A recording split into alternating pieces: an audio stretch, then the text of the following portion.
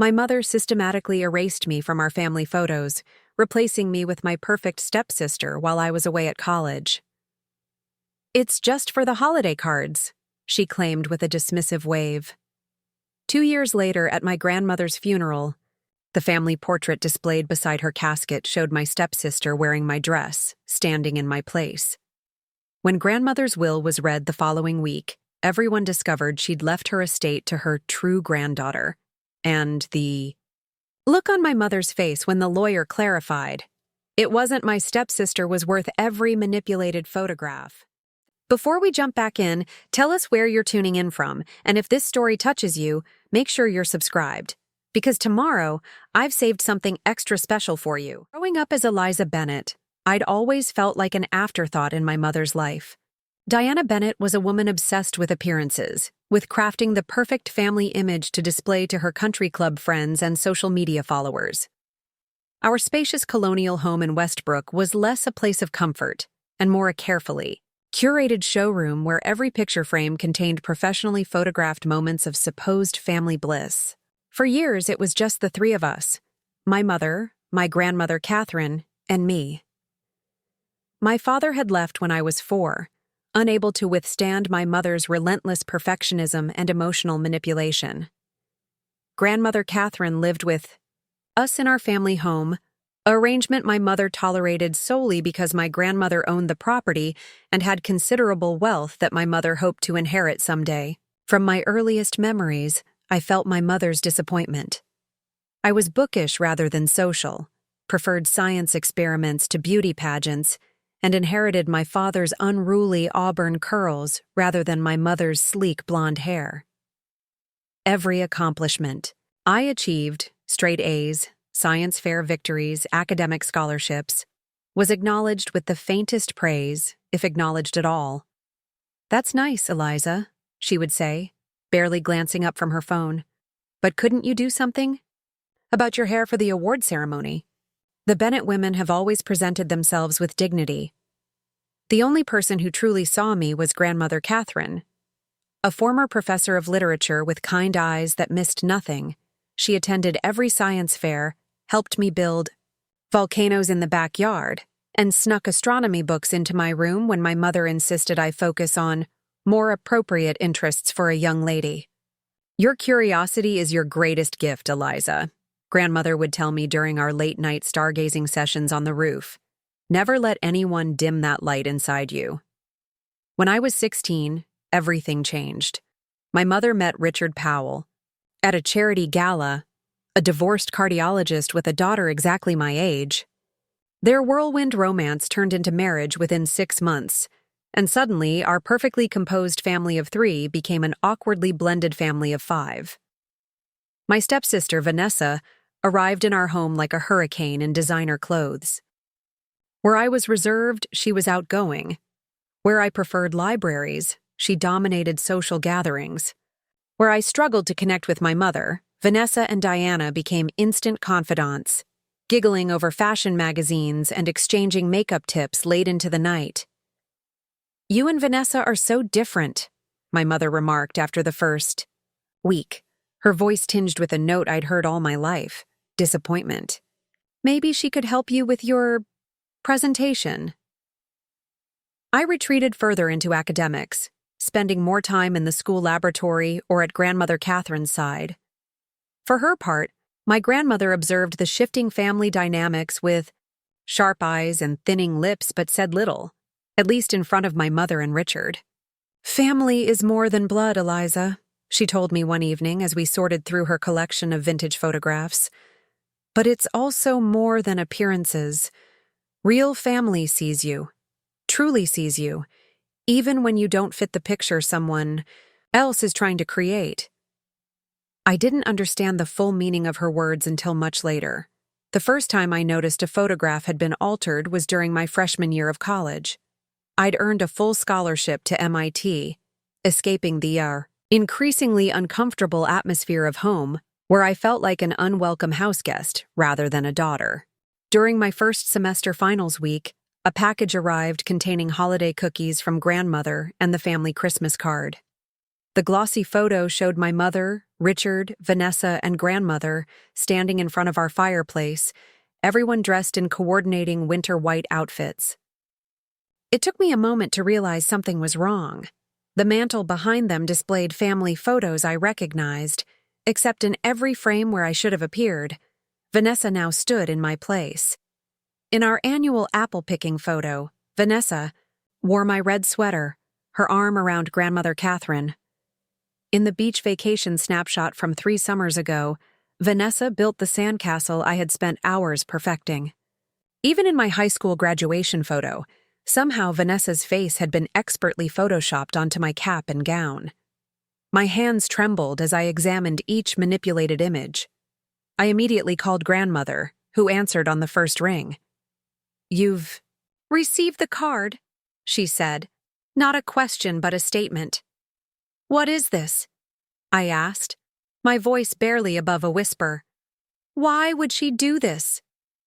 Grandmother sighed, the sound heavy with unspoken anger. "Your mother has convinced herself this is harmless, just creating the perfect family image for her friends. Richard doesn't notice, or pretends not to. Vanessa seems to think it's normal." "And you?" I asked. "I think it's despicable," grandmother said firmly. "I've told Diana as much, but she dismisses me as a sentimental old woman who doesn't understand modern social media pressures." She paused. "I've kept the originals, Eliza. Every photograph, every memory. They're safe." When I confronted my mother over the phone, her response was chillingly casual. "Don't be so dramatic, Eliza. It's just for the holiday card. Vanessa was here, you weren't. It looks more cohesive this way." "You replaced me in photos from years before you even met Vanessa," I pointed out, struggling to keep my voice steady. "Well, you have to admit, dear, Vanessa presents better in photographs. You always look so uncomfortable. This way, everyone's happy." "I'm not happy," I said. "That's because you've always insisted on making everything difficult," my mother replied with a sigh. "This is exactly why we've had such a challenging relationship. Vanessa understands the importance of family image." I hung up, unable to continue the conversation. Later that night, Richard called, the first and only time my stepfather ever reached out to me directly. "Your mother means well," he began awkwardly. "She just gets carried away with her projects sometimes." "I'm not a project," I replied. "I'm her daughter." The line went quiet for a moment. "Eliza, sometimes it's easier to just go along with what makes Diana happy. Trust me on this." It became clear that Richard wasn't calling to apologize or make things right. He was calling to convince me to drop the issue for the sake of household peace. "Does Vanessa know?" I asked instead. Another uncomfortable pause. "She follows your mother's lead in most things." In other words, my stepsister was a willing participant in erasing me from my own family history. I didn't return home that Christmas, claiming academic commitments.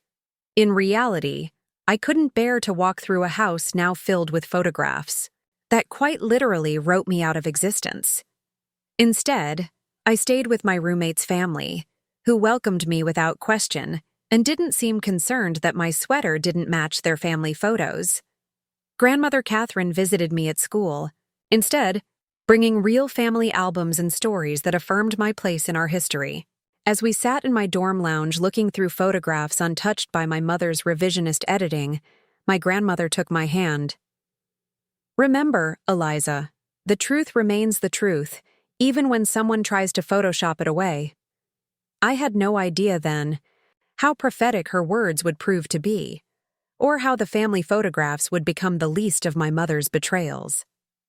As my sophomore year of college progressed, the alterations to family photographs grew more brazen and comprehensive. It wasn't just holiday cards anymore. My mother had created an entirely new visual history for our family with me almost completely removed from it. I discovered this during spring break when I finally returned home, hoping that time and distance had improved the situation. Grandmother Catherine had been diagnosed with high blood pressure and insisted I visit, though she assured me she was managing it well with medication and regular checkups. The moment I walked through the front door, I felt like a stranger in my childhood home. The hallway that once displayed a chronological gallery of my childhood milestones now showcased Vanessa's smiling face at every age, even years before my mother had met her. Most disturbing were the photographs that still included me, but positioned me on the periphery, partially cropped out or blurred, while Vanessa was centered and highlighted. "Do you like the updated gallery wall?" my mother asked, noticing my frozen stance in the hallway. I finally had time to properly arrange everything. "Doesn't it flow so much better now?" I stared at her, searching for any sign that she recognized. The cruelty of what she'd done. "You've erased me," I said simply. "Don't be ridiculous, Eliza. You're right there." She pointed to a group photo where only half my face was visible at the edge of the frame. "Not everyone can be in the center of every photo.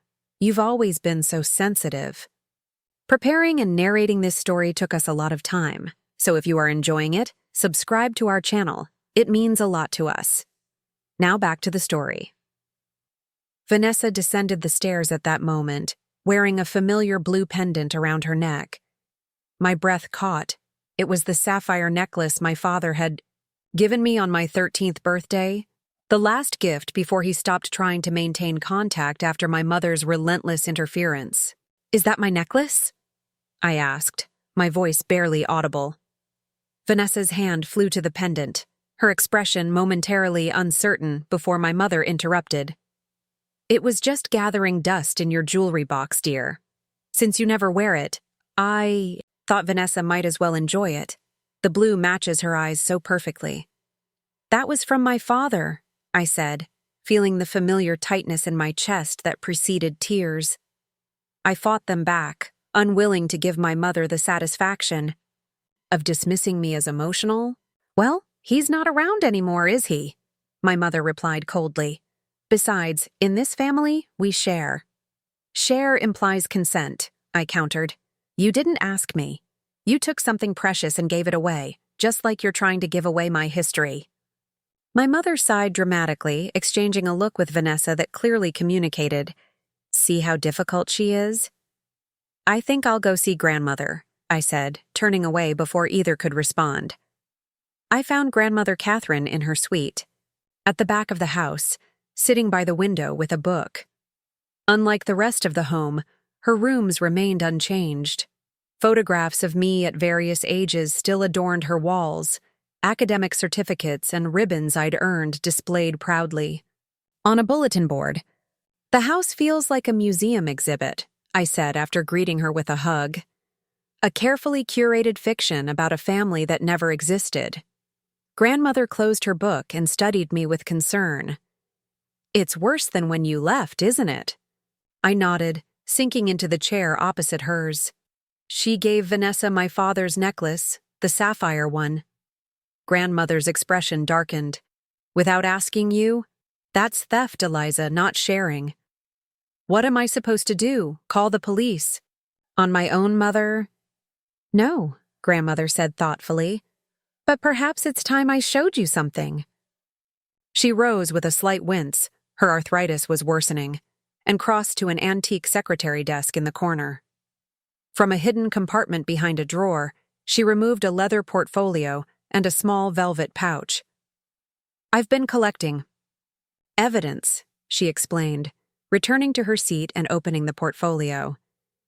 Inside were dozens of photographs, the originals that had been altered or replaced throughout the house.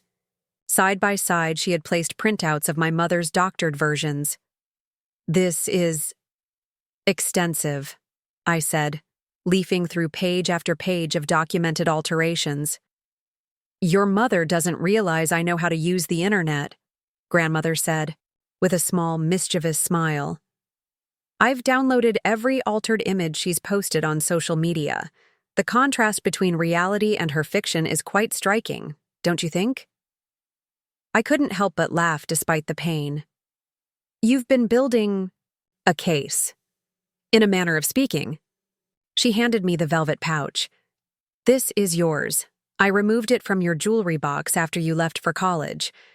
I had a feeling Diana might help herself to your possessions. Inside was another sapphire pendant, nearly identical to the one Vanessa now wore, but with a slightly deeper blue stone. I don't understand, I said, looking between the necklace and my grandmother. Your father gave you the replica to wear. This is the original, a Bennett family heirloom that's been passed down for generations. Your father entrusted it to me before he left, knowing Diana would likely sell it out of spite. The agreement was that you would receive it when you turned 21. I held the necklace, feeling its weight and history. Does Mother know about this? She believes your father took it when he left. It's one of many things she doesn't know. Grandmother's eyes twinkled with satisfaction. I've learned that sometimes the best way to protect what matters is to let certain people believe they've won. That evening at dinner, the tension was palpable. Richard attempted awkward small talk about my studies, while Vanessa dominated the conversation with stories about her social successes and her budding modeling career. Apparently, my mother had been paying for professional photo shoots and actively promoting her to local agencies. We're exploring options for Vanessa to defer college, my mother announced proudly. Her portfolio is generating serious interest, and these opportunities don't wait. What about your education? I asked Vanessa directly. She shrugged, twirling the fake sapphire between her fingers. College will always be there. Mom says I need to strike while I'm young and my look is in demand. I noticed she'd started referring to my mother as Mom, rather than Diana, another subtle erasure of the boundaries between what was hers and what was mine. Education is an investment no one can take from you, Grandmother Catherine remarked. Pointedly, beauty fades, but knowledge compounds. My mother's smile tightened. Not everyone is academically inclined, Catherine.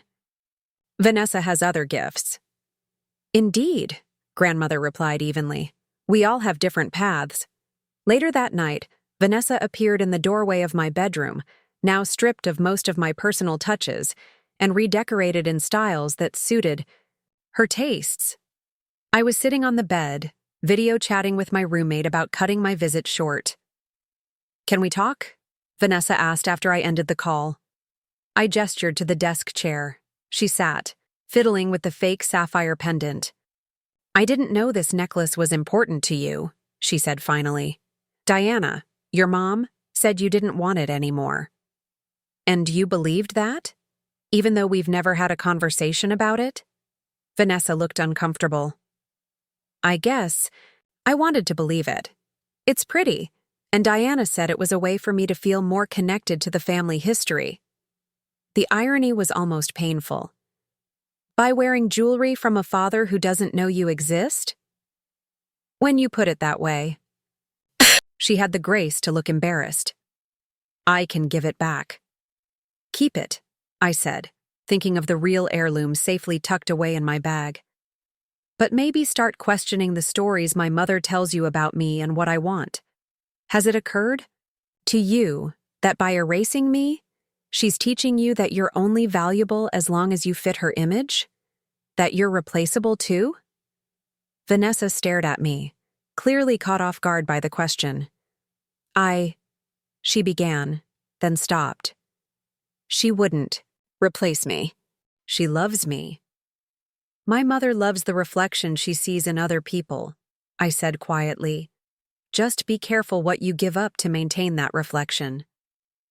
She left without another word, but I noticed her hand had dropped from the necklace.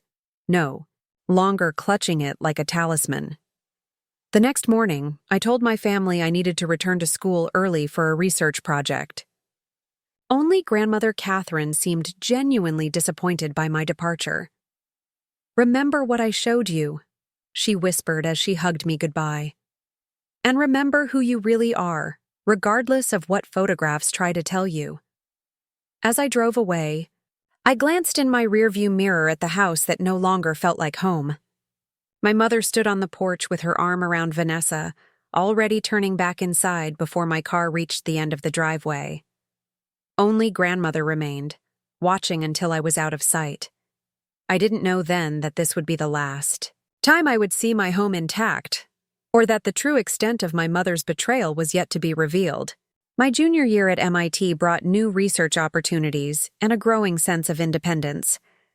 I'd secured a prestigious internship at a biotech firm in Cambridge, meaning I wouldn't need to return to Westbrook for the summer. The distance from my mother's psychological warfare provided space for me to rebuild my confidence and sense of self. I made friends who knew nothing of my family drama, dedicated myself to my studies, and began to envision a future defined by my own achievements, rather than my mother's disapproval. Grandmother Catherine and I spoke weekly, our conversations ranging from literature to quantum physics to her sly observations about neighborhood gossip. She never pressured me to visit, understanding my need for separation, but always ended our calls the same way. Your home is wherever you feel seen, Eliza. Remember that.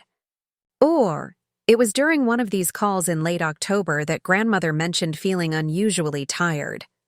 Probably just the change of seasons, she dismissed when I expressed concern. The doctor adjusted my blood pressure medication last month.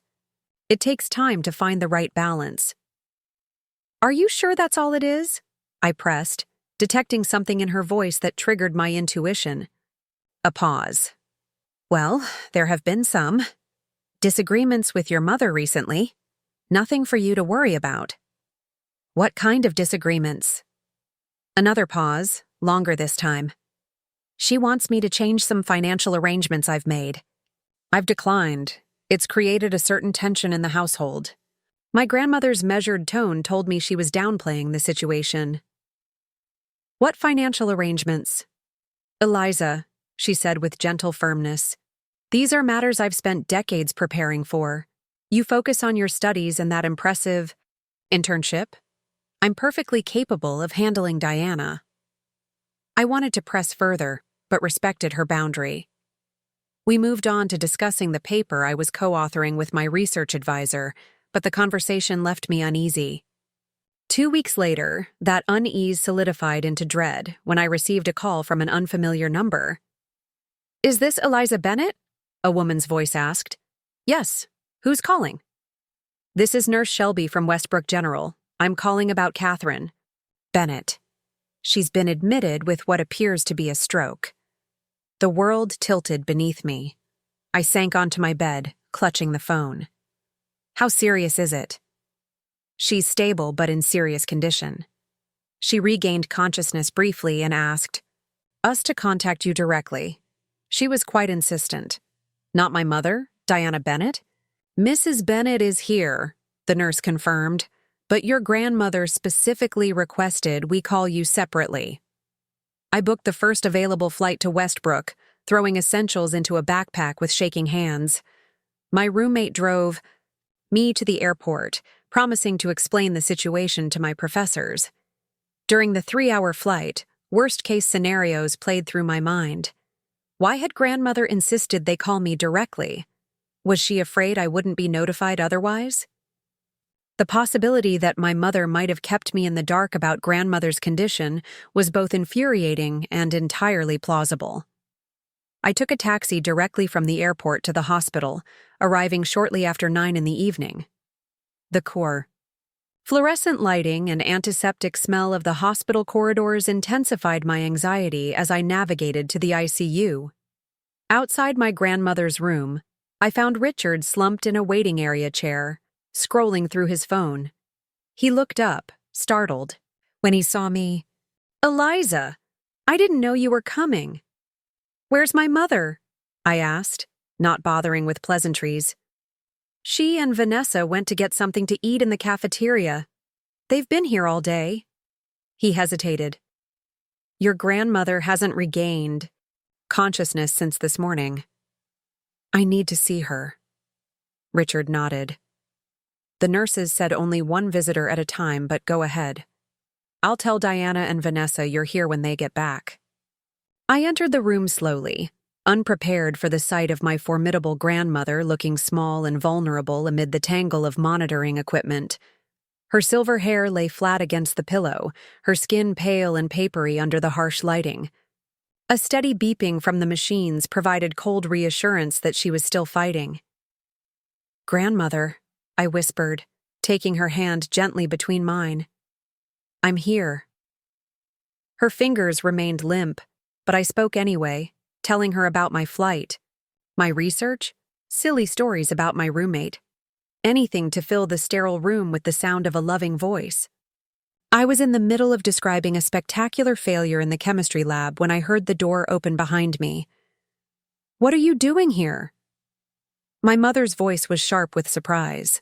I turned to see her and Vanessa in the doorway, both immaculately dressed despite the circumstances. My mother's makeup was flawless, not a hair out of place, appearances maintained even in crisis. "The hospital called me," I said, not releasing my grandmother's hand. "Grandmother asked them to." "That's absurd. You're hundreds of miles away at school. There was no need to disrupt your studies for what the doctors assure me is a temporary setback." My mother set her purse on the small visitor's table with a decisive movement. "A stroke isn't a temporary setback," I countered. "It's serious." "Don't be dramatic. Mother has always been strong as an ox. She'll be complaining about the hospital food and critiquing my home decor choices within days." Her eyes narrowed. "How long do you plan to stay?" "As long as grandmother needs me." "Well, there's no need for you to sleep at the hospital. Vanessa can drive you home. I'll stay tonight." "I'd rather stay here." My mother's perfectly maintained facade cracked slightly, annoyance flashing across her features. "Always the martyr, Eliza. Fine, do what you want." She glanced at Vanessa. "Let's give your sister some time with Catherine. We'll come back in the morning." I noticed she didn't approach the bed or touch grandmother before leaving. Not even a perfunctory kiss on the forehead or squeeze of the hand. It was as if physical contact with illness might somehow tarnish her carefully cultivated image. I spent the night in the uncomfortable recliner beside grandmother's bed, drifting in and out of restless sleep. Nurses came and went, checking vitals and adjusting medications. Around dawn, I was jolted awake by a change in the rhythm of the monitors. Grandmother's eyes were open, focused directly on me. "Eliza," she whispered, her voice raspy. I leapt up, fumbling for the call button while leaning close to her. "I'm here. Don't try to talk. I'm getting the nurse." Her hand tightened around mine with surprising strength. "Listen," she insisted. "The key. Secretary desk. False bottom. Of the drawer." "Don't worry about that now," I soothed. "You need to rest." "No," she said with sudden clarity. "Diana's been searching. Must protect the papers." Her eyes held mine with fierce intensity. "Promise me." "I promise," I said, squeezing her hand gently. "But you're going to be fine. We'll deal with Mother together." A ghost of her familiar smile crossed her lips. "Stubborn girl.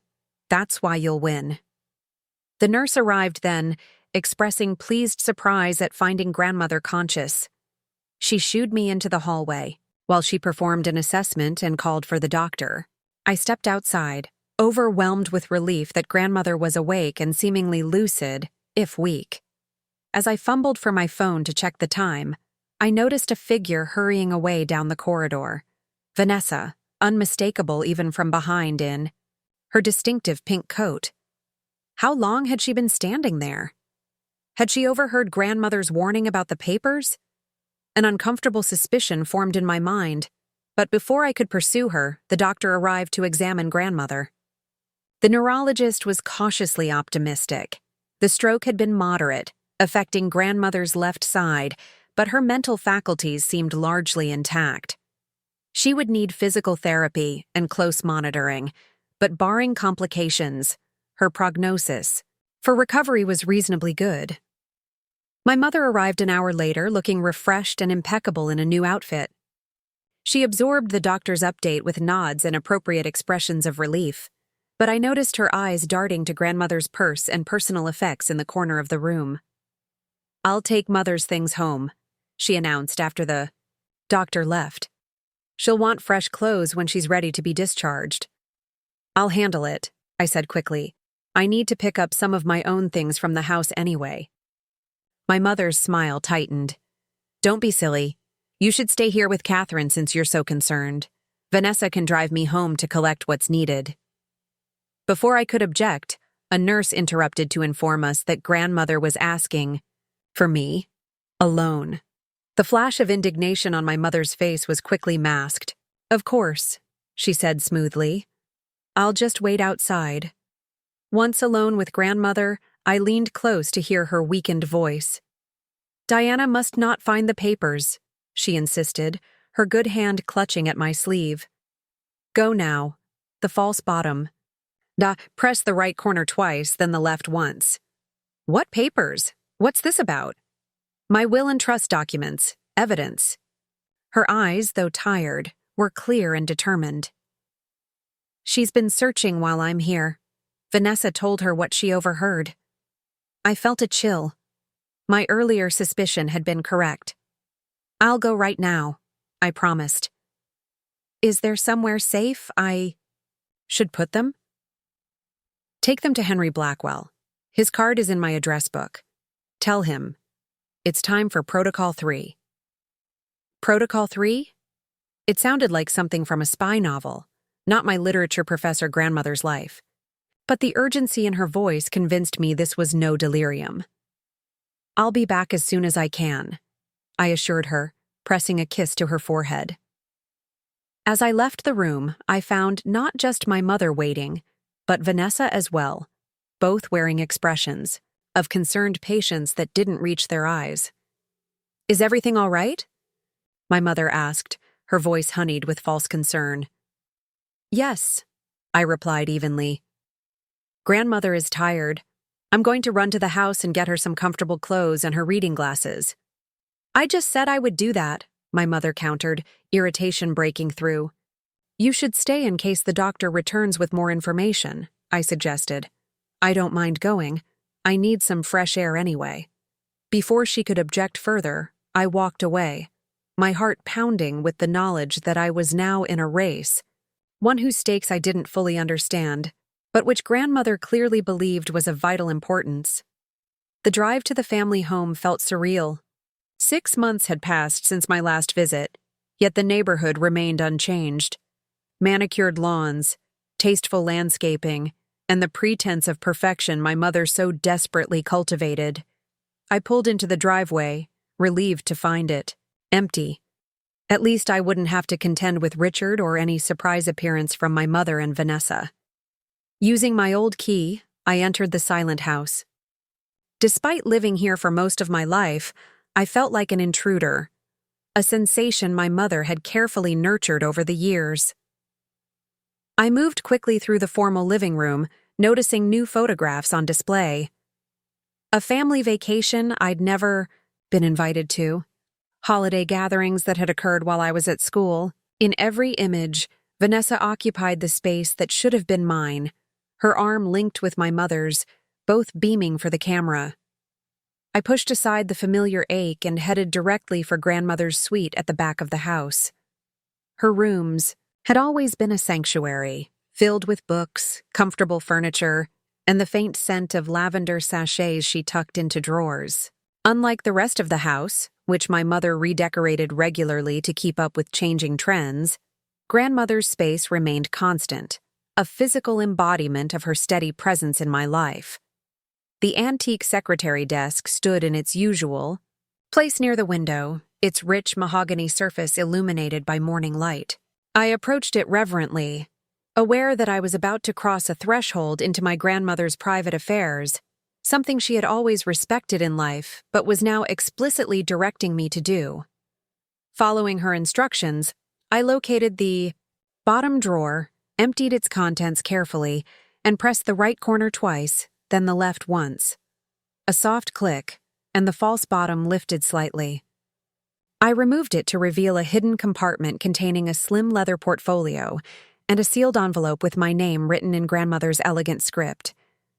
My hands trembled slightly as I withdrew both items. Before I could examine them further, I heard the distinctive sound of the garage door opening. My mother had arrived home far sooner than expected. Quickly, I replaced the false bottom, returned the drawer's original contents, and slipped both the portfolio and envelope into my messenger bag.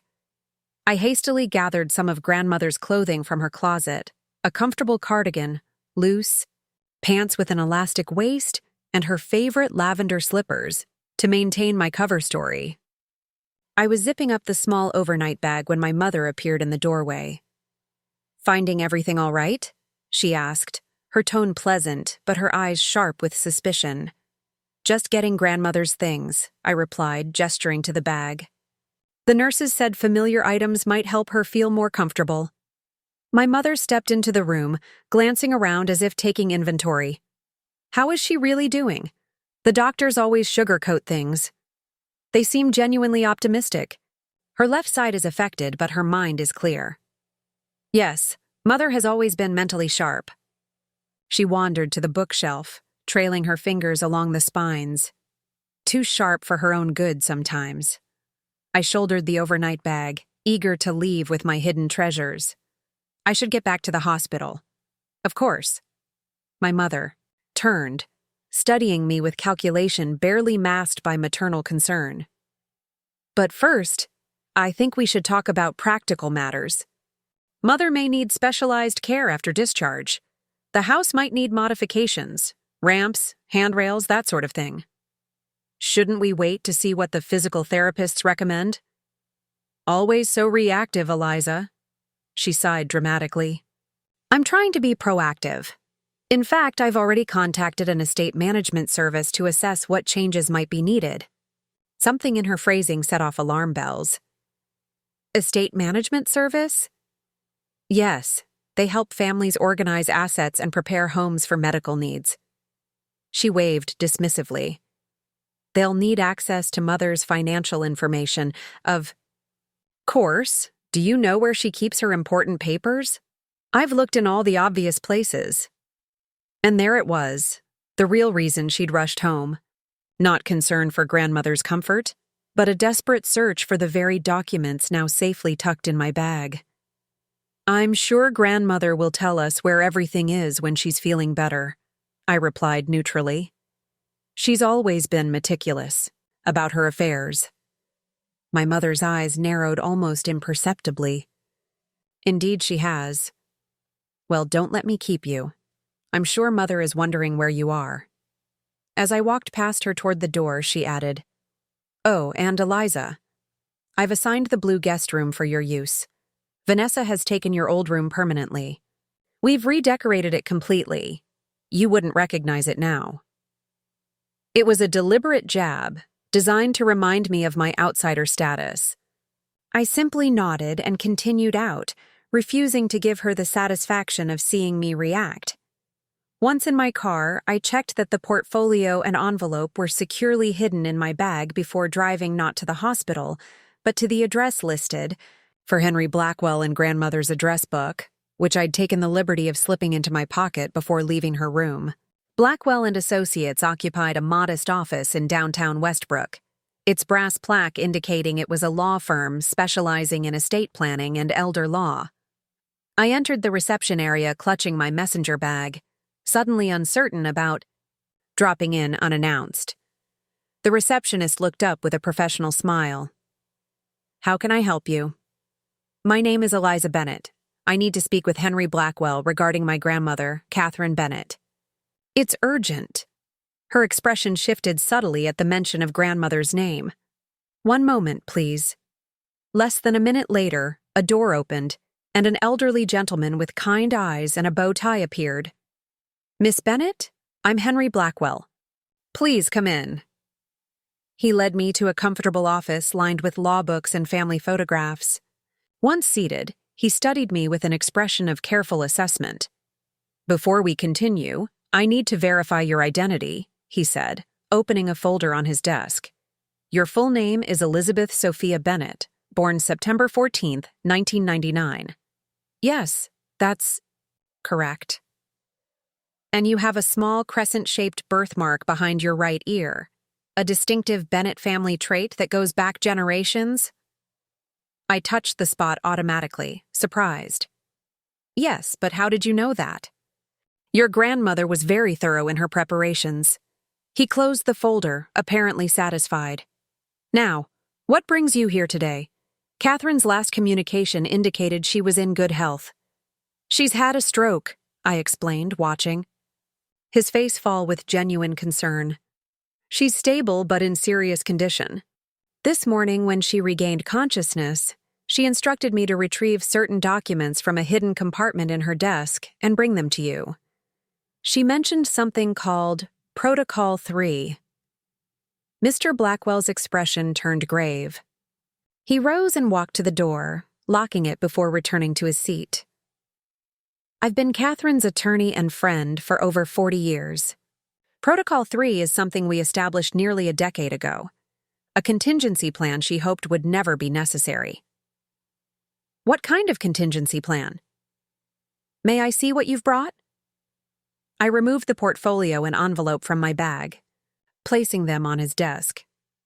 Mr. Blackwell donned a pair of reading glasses and carefully opened the portfolio first.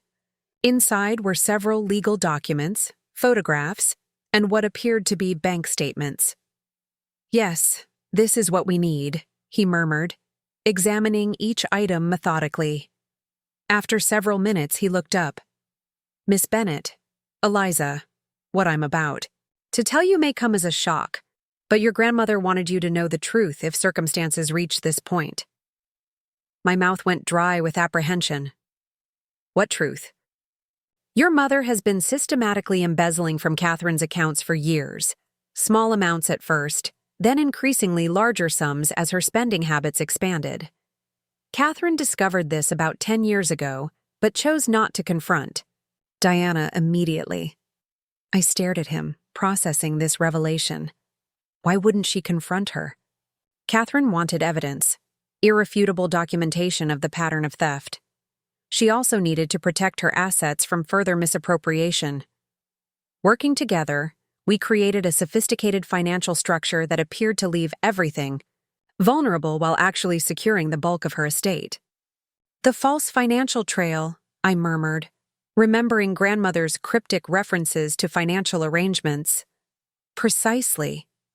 Catherine allowed Diana to believe she was successfully siphoning funds, while the real assets were transferred into protected trusts. He tapped the documents spread before him.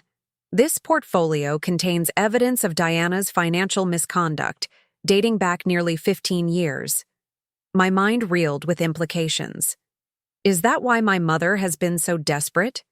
To find these papers? She knows she could face legal consequences? That, and the fact that Catherine's actual will and trust documents are very different from what Diana expects. Mr. Blackwell's expression softened with compassion. Your grandmother has been playing a long game, Eliza. She wanted to give your mother every opportunity to change her ways, to develop genuine care for others rather than using people as pawns in her pursuit of status and wealth. That sounds like grandmother, I said, a lump forming in my throat. Protocol 3 involves several steps, now that Catherine has been incapacitated.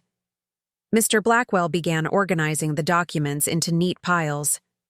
First, securing these papers, which you've done. Second, activating the trust protections to prevent any further financial exploitation.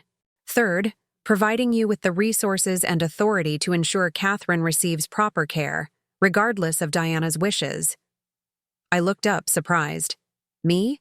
But I'm only 20, and my mother is her legal next of kin. Not exactly. Mr. Blackwell extracted a document from the pile. 5 years ago, Catherine established a healthcare proxy naming you as her medical decision-maker upon your 18th birthday. It's all properly executed and filed with the hospital. Your mother was informed but likely dismissed it as Catherine's sentimentality. The responsibility felt enormous yet right. Grandmother trusted me when it mattered most. There's more, Mr. Blackwell continued, but I suggest you read your grandmother's letter first. It may help you understand her decisions. I took the sealed envelope with trembling hands. Inside was a letter written in grandmother's distinctive penmanship. My dearest Eliza, if you're reading this, it means I've become unable to protect both you and our family legacy from Diana's machinations. I've observed with growing heartache how she has attempted to erase you from our family narrative, replacing your presence with that of your stepsister. The altered photographs were merely symptoms of a deeper pathology. Diana's desperate need to craft a reality that conforms to her aspirations, regardless of truth or compassion.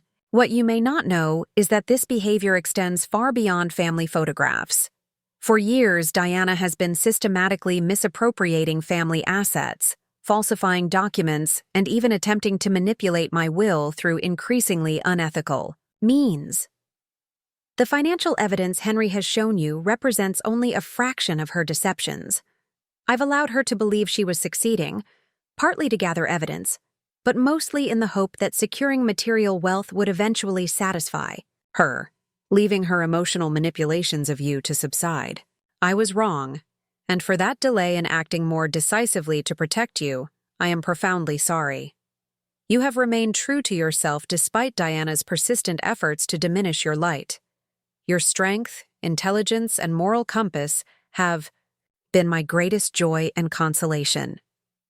You are the true Bennett heir in every way that matters, not because of bloodlines or legal documents, but because you embody the values that have sustained our family for generations: integrity, compassion, and unwavering courage in the face of injustice.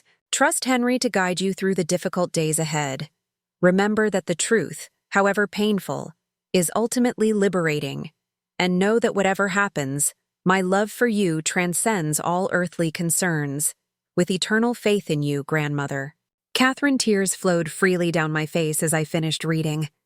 Mr. Blackwell quietly pushed a box of tissues toward me, waiting patiently while I collected myself. What happens now? I finally asked, carefully folding the letter.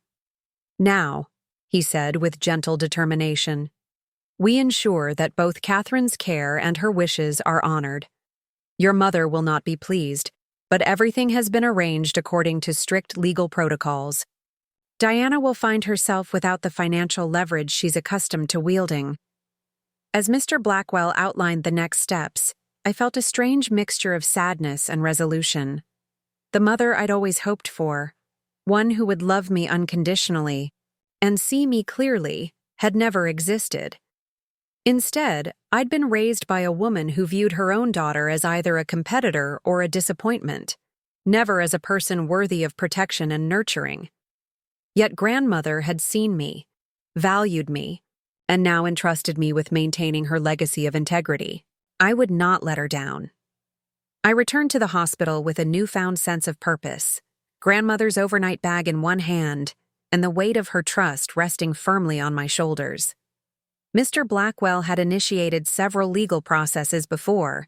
I left his office, including notifying the hospital of my status as Catherine's healthcare proxy, and filing temporary injunctions to freeze certain accounts that my mother might try to access. Diana will receive formal notification within 24 hours, he had explained. I suggest you use that time to establish your authority at the hospital and prepare yourself for her reaction. The hospital corridor seemed longer than before, as I made my way to grandmother's room, mentally rehearsing what I would say when I inevitably confronted my mother.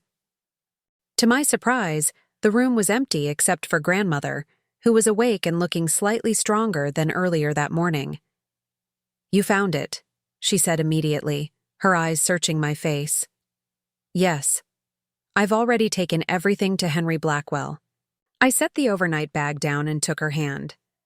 He explained Protocol 3 and showed me the evidence against Mother. Grandmother's features softened with relief. And now you understand why the photographs were just the beginning of my concerns. Why didn't you tell me sooner about what she was doing? The question had been burning in me since leaving Mr. Blackwell's office. You were already carrying the weight of her emotional manipulation, grandmother said, her voice tired but clear. I didn't want to burden you with the financial aspects until absolutely necessary. She squeezed my hand weakly. Perhaps that was a mistake. I underestimated her determination to erase you. It's not your fault, I assured her. You were trying to protect me while gathering evidence. I understand. Where is Diana now? There was a note of wariness in her question. I'm not sure. She was at the house when I left, but that was hours ago. She might be. The door swung open, and as if summoned by our conversation, my mother appeared. She assessed the scene with a quick glance, grandmother awake, me at her bedside, the overnight bag unpacked, and her expression shifted from surprise to calculation. Mother, you're looking much better, she said, approaching the bed with a practiced smile. The doctor tells me your prognosis is quite positive. Yes, I'm feeling stronger, grandmother replied, her tone neutral. Eliza has been very helpful. My mother's gaze flicked to me briefly before returning to grandmother. I've been making arrangements for your care once you're discharged. The east wing of the house can be adapted with medical equipment, and I've found an excellent home health agency. That won't be necessary, Diana. Grandmother's voice took on a firmness I hadn't heard since her admission. My care has already been arranged according to my wishes. What are you talking about? I'm your daughter. Of course I'll be handling your care. Actually, I interjected quietly, grandmother appointed me as her healthcare proxy several years ago. I'll be making decisions regarding her medical treatment and care arrangements. The silence that followed was absolute. My mother stared at me, disbelief warring with fury behind her carefully composed features. That's ridiculous, she finally said, her voice dangerously soft. You're barely out of your teens, with no medical background and no understanding of what's involved in elder care. Nevertheless, it's legally binding, I replied, trying to channel grandmother's calm dignity. The hospital has already been notified. My mother's gaze swung back to grandmother. Is this true? You bypassed me, your own daughter, for medical decisions? It is true, grandmother confirmed. And it was a decision made with great deliberation. Why? The single word carried years of resentment. What have I ever done except try to take care of you, manage our family affairs, and maintain our standing in the community? Grandmother regarded her steadily. Is that what you call it? Diana? Taking care of me? Is that what you were doing when you forged my signature on bank withdrawals? When you diverted my investment income to accounts I couldn't access? When you systematically isolated me from my friends under the guise of protecting me from exploitation? My mother's face went pale. What have you been telling her? She demanded, turning on me. What lies have you invented to turn my own mother against me? Eliza has told me nothing I didn't already know, grandmother said firmly. I've been aware of your financial manipulations for years, Diana. The documentation is extensive and has now been placed in appropriate hands. The calculated mask my mother typically wore cracked completely. You spied on me? Your own daughter? After everything I've done to maintain this family? Self-protection isn't spying, grandmother countered. And what you've done wasn't for the family. It was for your image, your social standing, your insatiable need to possess and control. My mother laughed bitterly. This is absurd. You're clearly not thinking clearly after your stroke. Once, you've had time to rest. We'll discuss this rationally. My mind is perfectly clear, grandmother said. And there's nothing to discuss. Henry Blackwell has initiated the legal processes we established years ago. Your access to my finances has been terminated. The evidence of your misappropriation has been documented and secured. The color drained from my mother's face. Henry Blackwell, she repeated, her voice hollow. You've been conspiring with him behind my back? Not conspiring, protecting, grandmother corrected. Both my assets and Eliza's future. My mother's expression hardened as she turned to face me fully. So that's what this is about. You've been plotting to secure your inheritance, turning my mother against me with exaggerated claims of financial mismanagement. This has nothing to do with inheritance, I said quietly. It's about grandmother's right to control her own affairs and receive care from people who truly have her best interests at heart. And you think that's you? My mother's laugh was brittle. The awkward, ungrateful daughter who fled to college and barely comes home? Who doesn't understand the first thing about maintaining family connections or social standing? Who would rather hide in a laboratory than face the real world? Each barb was familiar, variations on criticisms she'd wielded throughout my childhood. But something had changed. The words no longer cut as deeply. Perhaps it was grandmother's letter. Or maybe it was simply the clarity that came from finally seeing the full picture of my mother's deception. What I understand, I replied evenly, is the difference between genuine care and exploitation, between love and control, between truth and the elaborate fictions you've created, including the ones where you erase me from family photographs and replace me with Vanessa. Those photographs again. My mother threw up her hands in exasperation. Such dramatics over simple aesthetic choices for holiday cards and social media. This is exactly why Richard and I have always found you so difficult to parent. Diana. Grandmother's voice was quiet but commanding. The altered photographs are emblematic of something far more disturbing. You didn't just edit images, you attempted to edit reality itself, to create a family narrative that erased your own daughter. And when that wasn't enough, you began appropriating my assets to fund the lifestyle you felt entitled to.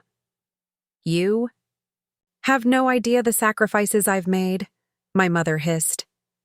The humiliation of having a first husband who abandoned his responsibilities. The challenges of raising a daughter who rejected every opportunity I created for her social advancement. The constant work of maintaining appearances when everything was crumbling beneath the surface. I'm sorry you've suffered, grandmother said with surprising gentleness. But your suffering doesn't justify what you've done, to me or to Eliza. My mother straightened, composing herself with visible effort.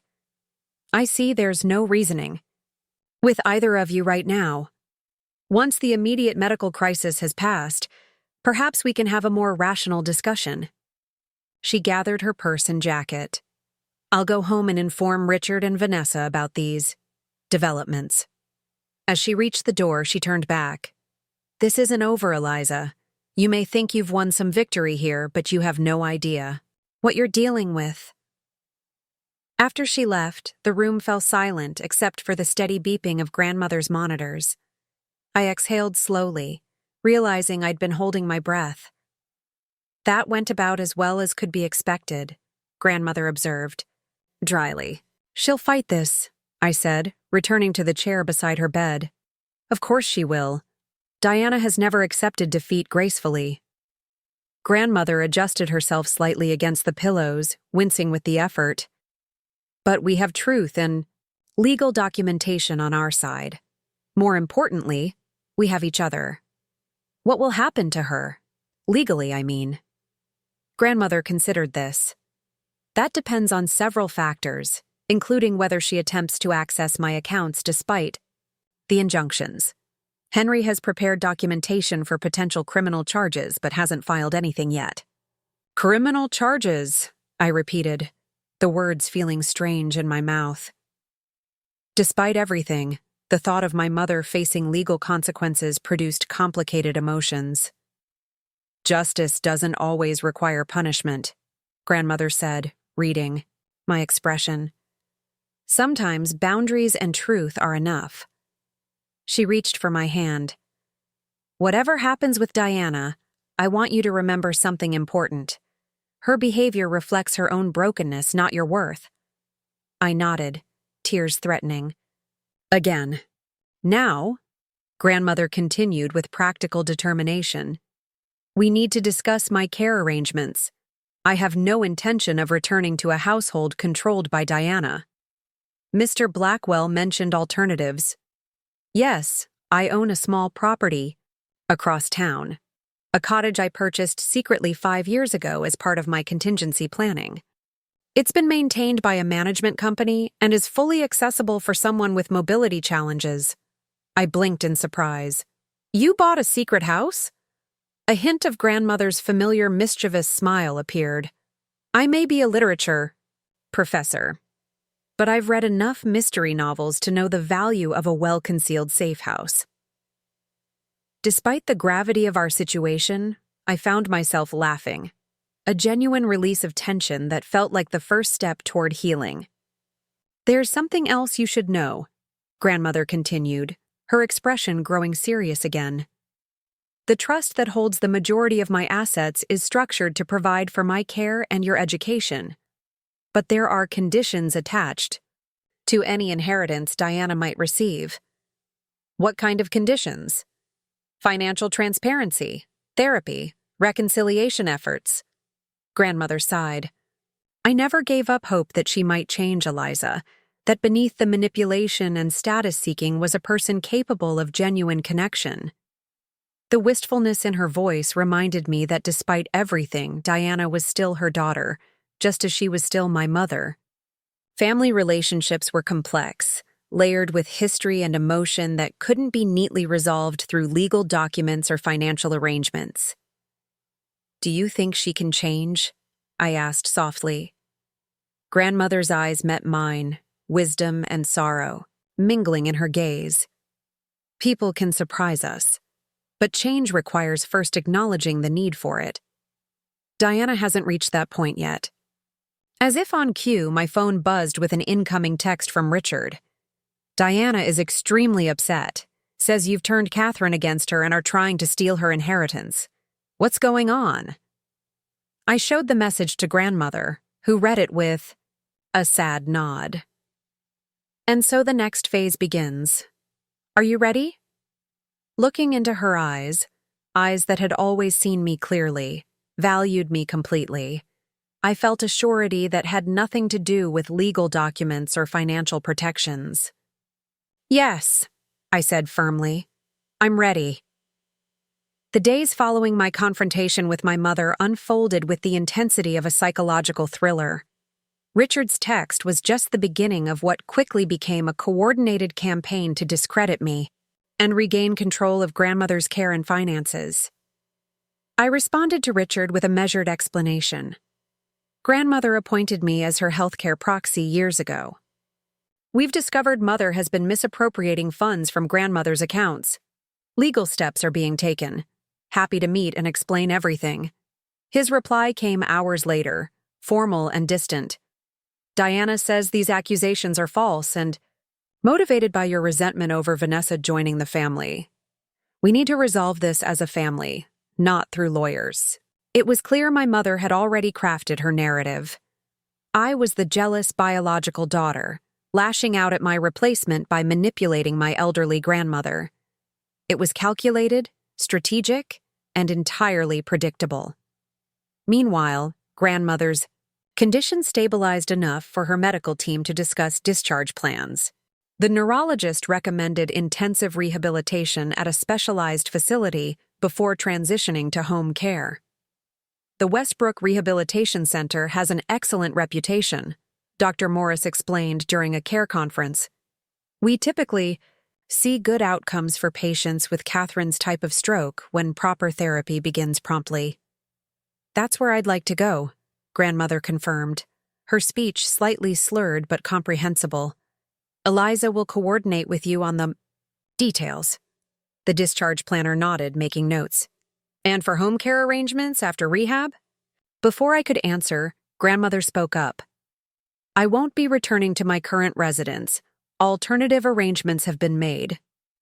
I caught the discharge planner's brief look of concern. Family disagreements over elder care were clearly not uncommon in her experience. I understand. We'll need the address and details of the new location for our records. My attorney will provide all necessary information, I assured her. We're prioritizing a safe, supportive environment for her recovery. As we completed the paperwork, a nurse appeared at the door. There's a Vanessa Powell asking to visit Mrs. Bennett. Should I send her in? Grandmother and I exchanged glances.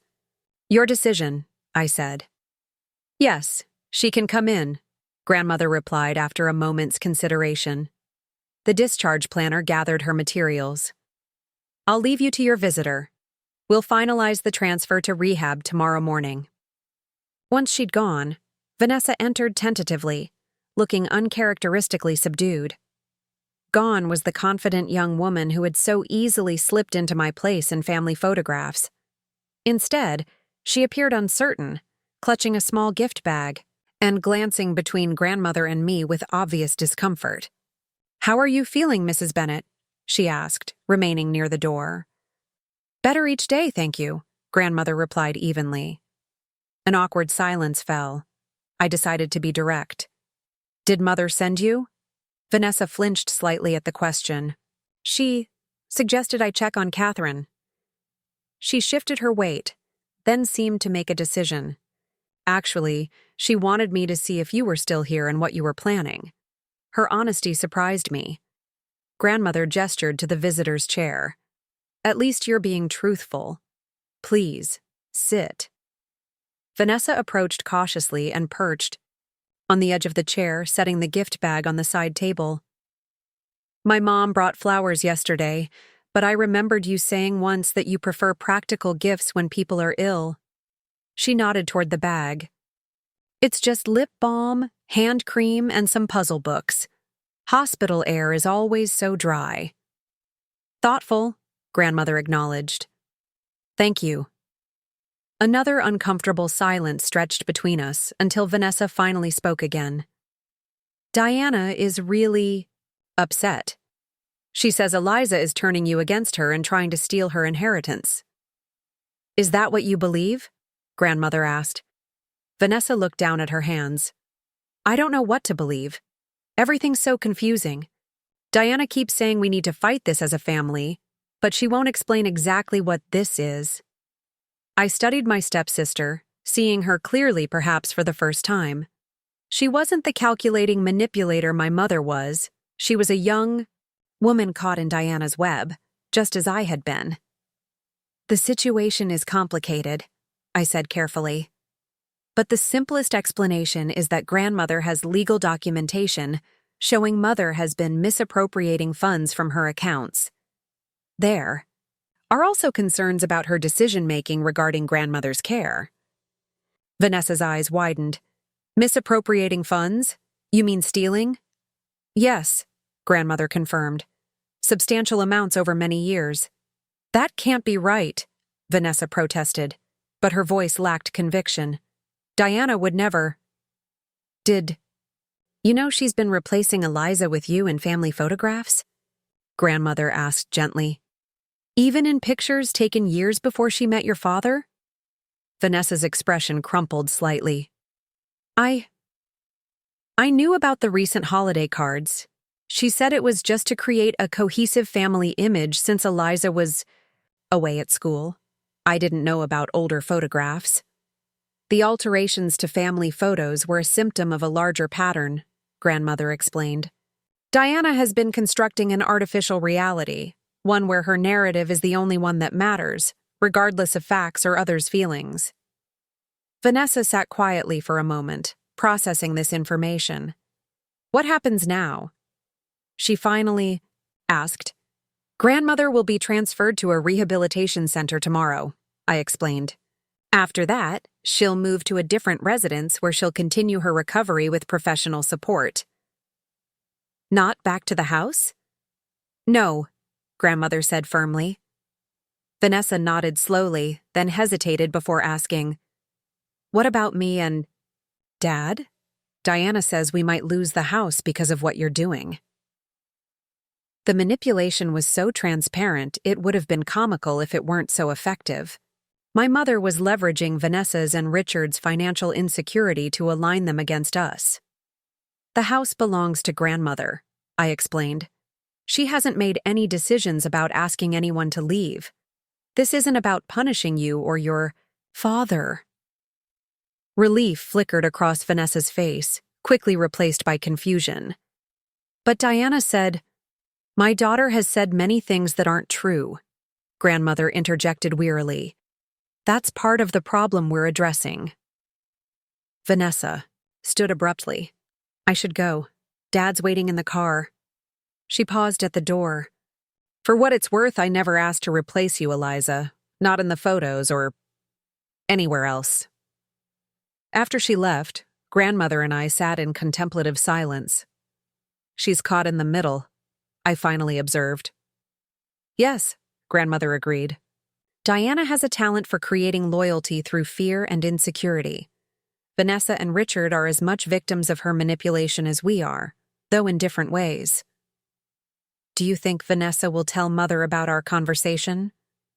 "Undoubtedly. But perhaps not with the spin Diana hopes for." Grandmother's prediction proved accurate. That evening, Mr. Blackwell called to inform me that my mother had appeared at his office, demanding to see all documents related to grandmother's estate. She was quite agitated, he reported. Claimed that Catherine was being manipulated by you during a vulnerable medical condition, and that I was participating in elder abuse by following instructions from someone other than her. "What did you tell her?"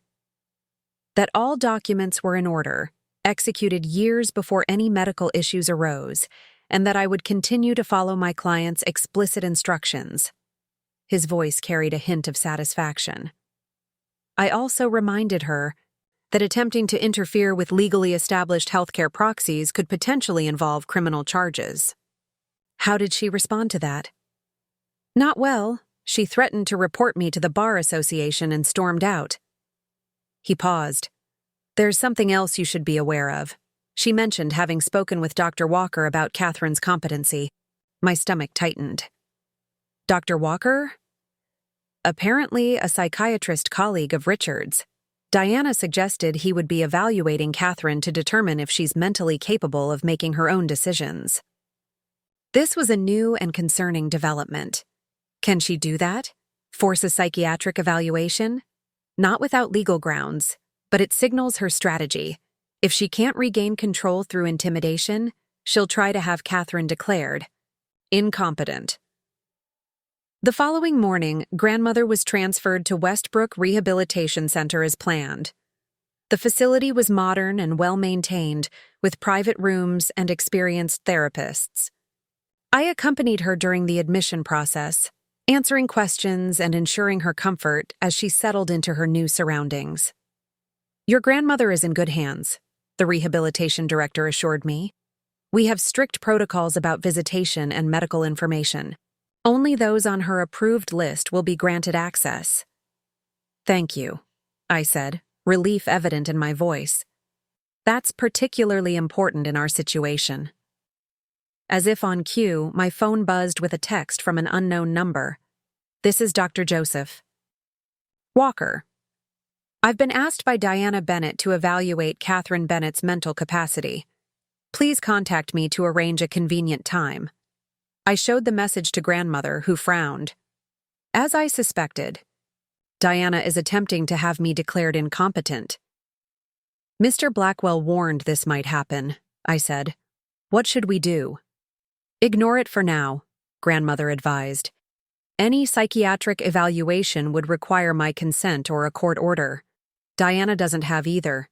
I stayed with grandmother through her first physical therapy session, impressed by her determination, despite obvious fatigue and discomfort. Her left side remained significantly weakened, but the therapist was encouraged by her range of motion and cognitive awareness. "You're a fighter, Mrs. Bennett," the therapist observed as they completed their exercises. "I come from a long line of stubborn women," grandmother replied with a hint of her old humor. As I helped her back to her room, she gripped my hand with surprising strength. "Diana will escalate before she retreats, Eliza. Be prepared." "What do you think she'll do next?" Grandmother considered this. "She'll try to isolate you, turn others against you. When that fails, she may become more desperate." She settled against her pillows with a sigh. History suggests she'll attack, where she perceives weakness. Meaning? Your relationship with your father, grandmother said gently. It's the unhealed wound she's exploited before. The observation struck with painful accuracy. My father's abandonment had created a vulnerability my mother had leveraged throughout my childhood, reinforcing the narrative that I was fundamentally unlovable, that even my own father couldn't bear to remain in my life. You've never really talked about him, I said quietly. What happened between them? Grandmother's expression softened with old sorrow. Robert was a kind man, but not a strong one. Diana overwhelmed him from the beginning. Her ambitions, her rigid expectations, her need to control every aspect of their lives. When he finally left, she made it impossible for him to maintain contact with you without going through her. He could have tried harder, I said. The childhood hurt surfacing despite years of rationalization. Yes, he could have, grandmother. Agreed, surprising me. Diana created obstacles, but Robert chose the path of least resistance. You deserved better from both your parents. I blinked back sudden tears at her straightforward acknowledgement. The past cannot be changed, grandmother continued. But understanding it can help us navigate the present. Diana will likely attempt to use your father in some way during this conflict. Be prepared for that possibility. As evening approached, I reluctantly prepared to leave. Grandmother needed rest, and I had arranged to stay at a hotel rather than return to the family home. I'll be back first thing tomorrow, I promised. Call me if you need anything at all. She nodded, already drifting toward sleep. Remember, what matters, Eliza? Not the photographs or even the money, but the truth of who you are. I kissed her forehead gently and slipped out of the room, unaware that my mother's next move would be more devastating than either of us had anticipated. The hotel room felt impersonal but peaceful, a neutral space where I could process the whirlwind of events that had transformed my life in just a few days. After ordering room service, I opened my laptop to check email and found a message from my research advisor at MIT expressing concern about my extended absence. I explained the family emergency and promised to update him on my return date as soon as possible. As I drafted my response, another email arrived. This one from an unfamiliar address. Robert. Benedict Mail. Com. My fingers froze over the keyboard as I stared at the sender's name. Robert Bennett. My father. The subject line read simply, "We need to talk." For several minutes, I couldn't bring myself to open it. My father had made no attempt to contact me in over 12 years. His sudden reappearance now, in the midst of the conflict with my mother, couldn't be coincidence. Grandmother's warning echoed in my mind. Diana will likely attempt to use your father in some way during this conflict. Finally, with trembling hands, I clicked on the message. Eliza.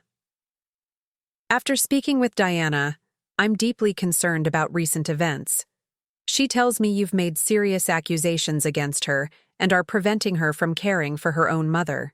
During a health crisis, this doesn't sound like the daughter I remember. I've remained distant from your life out of respect for Diana's wishes and because I believed it was best for your development. However, this situation demands my involvement. I'll be arriving in Westbrook tomorrow and expect to meet with you to discuss how we can resolve this family conflict without further legal entanglements. I've arranged for us to meet at the Westbrook Grill at 1 p.m. Please be prompt. Robert. Bennett. The formal tone, the immediate acceptance of my mother's version of events, the presumptuous command to meet him. It was as if a stranger had written to me, not the father whose absence had shaped my childhood. Yet the message also carried the unmistakable echo of my mother's manipulative tactics. Had she dictated it to him? Or had she simply found someone whose weakness made him an effective puppet? I closed the laptop without responding, my mind racing. This was exactly the escalation grandmother had predicted, Diana leveraging my complicated feelings about my father to destabilize me emotionally. The question was, how should I respond? After a restless night, I arrived at the rehabilitation center early, determined to discuss this development with grandmother before making any decisions. I found her sitting up in bed, reviewing exercises with her occupational therapist. "You look like you've seen a ghost," she observed after the therapist left. "Close enough," I replied, showing her my father's email on my phone.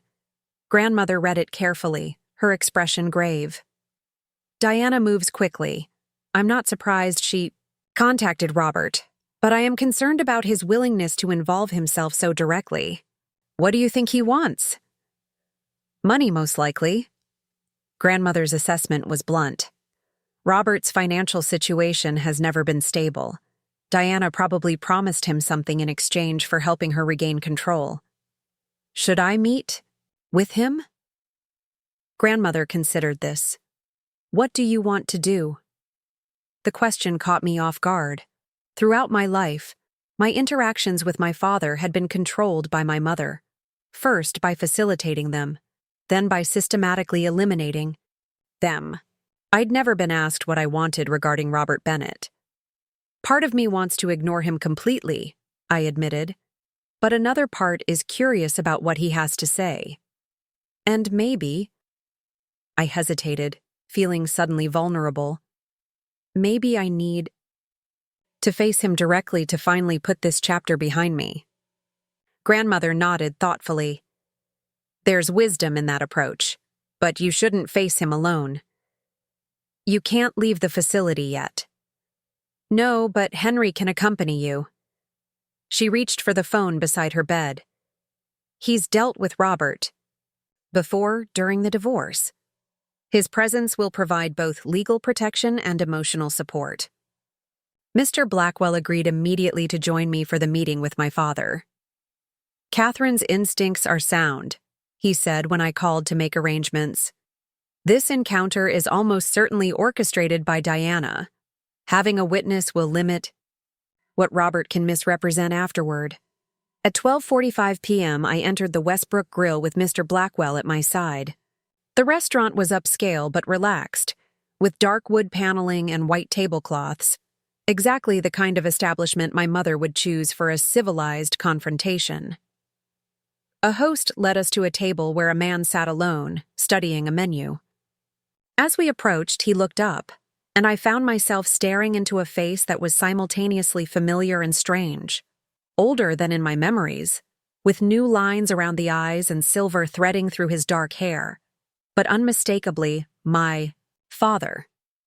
He stood as we approached, surprise evident in his expression when he noticed Mr. Blackwell. "Eliza," he said, his voice deeper than I remembered. "I didn't expect you to bring company." "Mr. Bennett," Henry Blackwell stepped forward, extending his hand. "It's been some time." My father's smile faltered slightly as he shook the attorney's hand. "Henry, I didn't realize you were still involved with the family." "I've represented Catherine Bennett continuously for over 40 years, Mr. Blackwell replied pleasantly. "Shall we sit?" The three of us settled at the table, an uncomfortable silence descending until a server appeared to take our drink orders. After she departed, my father cleared his throat. "Eliza, you've grown into a beautiful young woman. Diana mentioned you're at MIT now. Impressive accomplishment." The casual reference to my mother, as if they'd maintained a friendly relationship over the years, struck me as particularly disingenuous. "Yes, I'm in my junior year, studying biomedical engineering." "Following in your grandmother's academic footsteps," he observed. "Catherine always was the intellectual of the family." "Why are you here, Robert?" I asked directly, unwilling to engage in small talk. He sighed, putting on an expression of paternal concern that seemed rehearsed. "I'm worried about this situation with your mother and grandmother. Diana says you've made some serious accusations and are preventing her from caring for Catherine during a health crisis." "Is that all Diana told you?" Mr. Blackwell interjected mildly. My father shifted uncomfortably. She explained that there's been a misunderstanding about Catherine's finances and medical decisions, that Eliza has somehow convinced Catherine to cut Diana out of her care and potentially her inheritance. Did Diana happen to mention the evidence of financial misappropriation? I asked. Or the altered family photographs? Or her attempts to have grandmother declared mentally incompetent? Those are very serious allegations, my father replied, his tone cautious. Diana assures me they're exaggerated or taken out of context. They're neither exaggerated nor out of context, Mr. Blackwell stated firmly. Catherine has documented Diana's systematic theft from her accounts over a period of years. The evidence is comprehensive and would be compelling in court, should matters progress to that point. My father's expression flickered, surprise, concern, calculation, before settling into a practiced neutrality. I find it hard to believe Diana would deliberately steal from her own mother. Yet you find it easy to believe I would manipulate my grandmother during a health crisis, I noted, despite having had no contact with me for over a decade. He had the grace to look slightly ashamed. That's not fair, Eliza. I tried to maintain a relationship with you, but Diana made it impossible. You could have tried harder, I said quietly, voicing the thought I'd shared with grandmother. You don't understand how difficult Diana can be when she feels threatened, he protested. Actually, I understand that better than anyone, I countered. I've lived with her manipulation my entire life. Our drinks arrived, creating a momentary pause in the conversation. After the server departed, my father leaned forward, lowering his voice. Look, I know I haven't been the father you deserved. That's on me, and I'm sorry.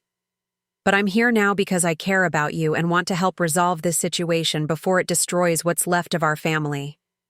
What exactly are you proposing? Mr. Blackwell asked. A compromise, my father replied. Diana is willing to drop the issue of Catherine's competency if Eliza will agree to joint decision-making regarding Catherine's care and financial affairs. I nearly laughed at the audacity. Joint decision-making with the person who's been stealing from grandmother and trying to erase me from the family? That's not a compromise. It's a surrender. Diana has agreed to financial oversight going forward, he insisted. She acknowledges there may have been some irregularities in how she managed Catherine's affairs. Irregularities, I repeated incredulously. Is that what we're calling systematic theft now? Eliza, he said, his tone taking on an edge of patronizing concern. You're young and don't understand the complexities of family financial management. What looks like theft to you might simply be informal arrangements between mother and daughter. Catherine's documentation indicates otherwise, Mr. Blackwell interjected. The transfers were neither transparent nor authorized. My father's expression hardened slightly. I'm trying to offer an olive branch here. Diana is prepared to be generous if this matter can be resolved privately. Generous how? I asked, suddenly curious about what my mother had promised him. He hesitated, then sighed. She's willing to adjust the financial arrangements to ensure you receive fair consideration in Catherine's estate planning. And there it was, the true purpose of this meeting. Not reconciliation or family healing, but negotiating my silence in exchange for inheritance. Let me be very clear, I said, leaning forward. This isn't about money for me. It's about protecting grandmother from further exploitation and ensuring she receives the care she deserves from people who genuinely have her best interests at heart. Noble sentiments, my father replied, unable to keep a hint of condescension from his voice. But practically speaking, everyone has a price. Diana thought yours might be a guaranteed portion of Catherine's estate. And what's yours, Robert? I asked quietly. What did Diana promise you for this performance? His expression flickered with genuine surprise, then embarrassment. That's not fair. I'm here because I care about resolving a family conflict. You're here because Diana offered you something, I pressed. What was it? Money? Asset transfers? Debt forgiveness? When he didn't immediately respond, Mr. Blackwell added gently, Robert, if Diana has enticed you into this situation with financial promises, you should know that her access to Catherine's assets has been legally restricted. Any commitments she's made may not be within her power to fulfill. My father's face flushed. This isn't just about money. Diana and I have reconnected. Recently, we're exploring the possibility of reconciliation. The revelation hit me like a physical blow, not just a financial arrangement, but a personal one. My parents, reconciling after nearly 2 decades apart, united in their effort to manipulate me and control grandmother's assets. I see, I said, my voice steadier than I felt. So Diana promised you both money and herself in exchange for your cooperation. You're oversimplifying a complex emotional situation, he protested. I don't think I am. I gathered my purse and stood. Thank you for this illuminating conversation, Robert. It's helped me understand exactly where I stand in your priorities. Exactly where I've always stood. Eliza, wait. He reached for my arm, but I stepped back. You're making a mistake. Diana is prepared to take this to court if necessary. It could get very unpleasant for everyone. Let me worry about that, I replied. Goodbye, Robert. I hope whatever Diana's promised you is worth selling out your daughter, again. As Mr. Blackwell and I walked to the parking lot, he placed a steadying hand on my shoulder. You handled that remarkably well. Did I? I felt hollow, drained by the encounter. It doesn't feel like a victory. It wasn't meant to be, he said gently. Diana orchestrated this meeting to destabilize you emotionally, perhaps to make you doubt yourself or act impulsively. Instead, you maintained your composure and saw through their manipulation. That's no small achievement. Once in his car, Mr. Blackwell turned to me with a serious expression. This development changes our tactical approach. Diana's recruitment of Robert suggests she's escalating beyond legal maneuvering into more personal attacks. What should we do? Precisely what you've been doing. Stay focused on Catherine's care and well-being while allowing the legal protections to do their work. He started the engine. But we should also document everything. Diana and Robert may attempt to create a narrative where you're the unreasonable party. Evidence to the contrary will be important. As we drove toward the rehabilitation center, I gazed out the window at the familiar streets of Westbrook, seeing them with new eyes. This town had never truly felt like home, but now it had become an active battleground, with my grandmother's well-being and my own self-worth as contested territory. Eliza, Mr. Blackwell said as we neared our destination. There's something Catherine asked me to tell you if this situation escalated as it has. Something about her will that might provide some context for Diana and Robert's behavior. I turned to him, curious. What is it? Catherine made significant changes to her will 5 years ago, after confirming Diana's financial misappropriation. Changes that Diana somehow learned about, though not the full details. What kind of changes? The kind that would explain why Diana is fighting so desperately to regain control, and why she'd go so far as to reconnect with Robert to strengthen her position. I thought about grandmother's mysterious Protocol 3, the secret cottage, the hidden documents, all part of a strategy years in the making. Does it have something to do with the family photographs? With Vanessa replacing me? Mr. Blackwell nodded, pulling into the rehabilitation center's parking lot. Everything is connected, Eliza, and I think it's time you understood exactly why your mother has been so determined to erase you from the family narrative. Catherine has always been meticulous about documentation, Mr. Blackwell explained as we walked through the rehabilitation center's entrance. It's a trait that served her well during her academic career and proved invaluable when she began suspecting Diana's financial manipulations. We paused in the lobby, finding a quiet corner away from staff and visitors. I couldn't wait until we reached grandmother's room to hear what he had to tell me. What did she document beyond the financial misappropriation? I asked. Patterns, he replied. Behavioral patterns that revealed Diana's true character and intentions. The altered photographs were just one piece of evidence. Evidence of what, exactly? Mr. Blackwell's expression turned grave. A systematic attempt to replace you with Vanessa, not just visually in family records, but legally in terms of inheritance and family standing. Though I'd witnessed this replacement firsthand for years, hearing it articulated so bluntly sent a chill through me. How could Mother hope to legally replace me in grandmother's will? That's not something she could force. No, but she could attempt to influence Catherine through various means: emotional manipulation, selective information, even medical intervention.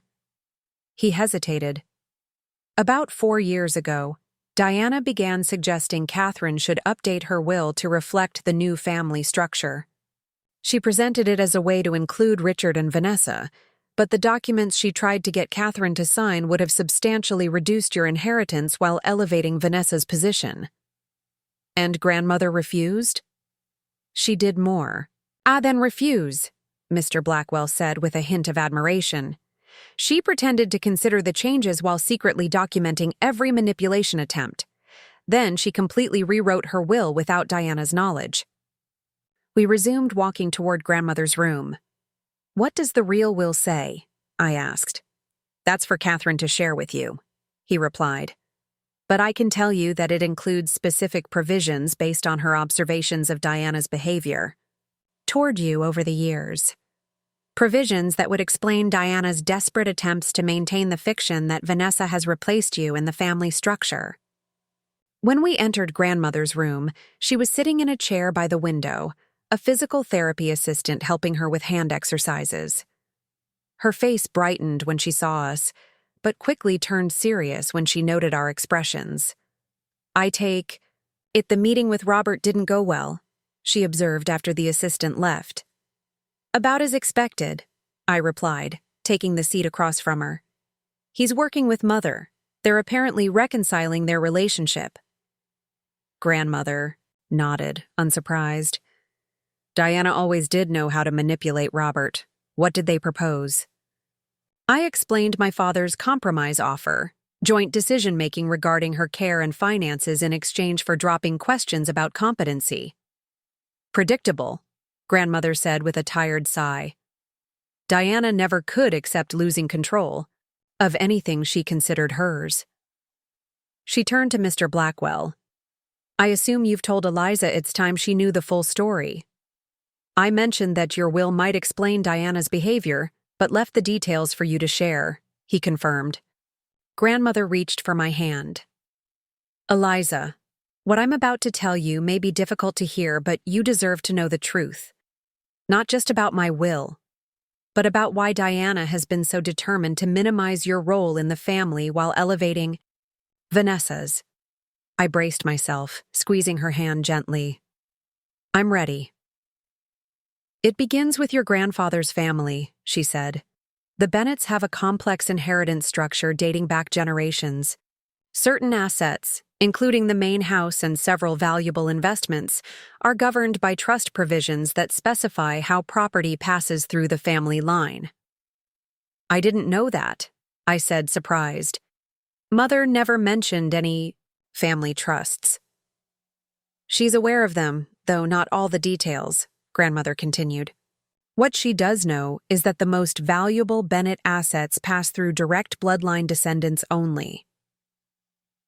The implication began to dawn on me. So Vanessa, as a step relation, would not qualify to inherit those particular assets. Grandmother confirmed. Only direct Bennett descendants can receive them. But wouldn't that apply to Mother as well? She's your daughter. Grandmother and Mr. Blackwell exchanged glances. That's where things become complicated, she said. Carefully. Diana is not a Bennett by blood. I stared at her, confused. What do you mean? She's your daughter. She's my daughter through adoption, grandmother clarified gently. Something we've never hidden, but which Diana has always been sensitive about. The revelation stunned me. Mother is adopted, but she looks so much like you. A coincidence that reinforced her sense of belonging, grandmother explained. Diana was 3 when my late husband and I adopted her. Her biological parents had died in an accident, and she was a distant relative on my husband's side. The physical resemblance made the transition easier for everyone. I had no idea, I whispered. She never told me. As I said, it wasn't a secret, but Diana preferred not to discuss it.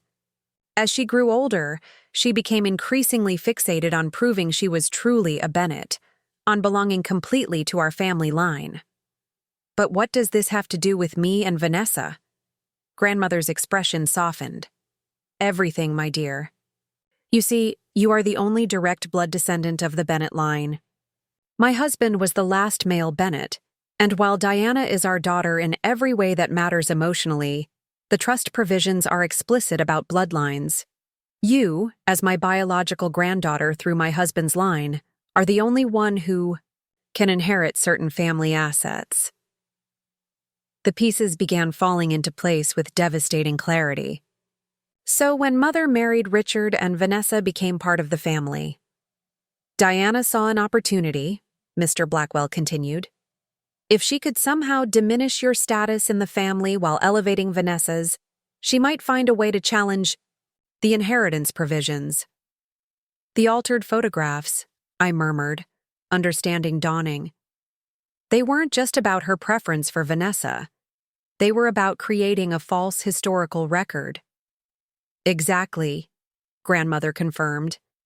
Diana was systematically constructing a narrative where Vanessa had essentially replaced you as the Bennett granddaughter. Combined with my potential mental decline, which she's been subtly suggesting to my doctors for years, she hoped to eventually challenge the trust provisions. But that's absurd, I protested. Changing photographs doesn't change biology. In isolation, no, Mr. Blackwell agreed, but combined with other elements, medical records suggesting Catherine's confusion about family relationships, documentation, showing Vanessa had assumed a daughter-like role while you remained distant, testimony from family friends about how Vanessa had become the real granddaughter in practice. It could create enough ambiguity for a legal challenge. I tried to absorb the magnitude of this deception.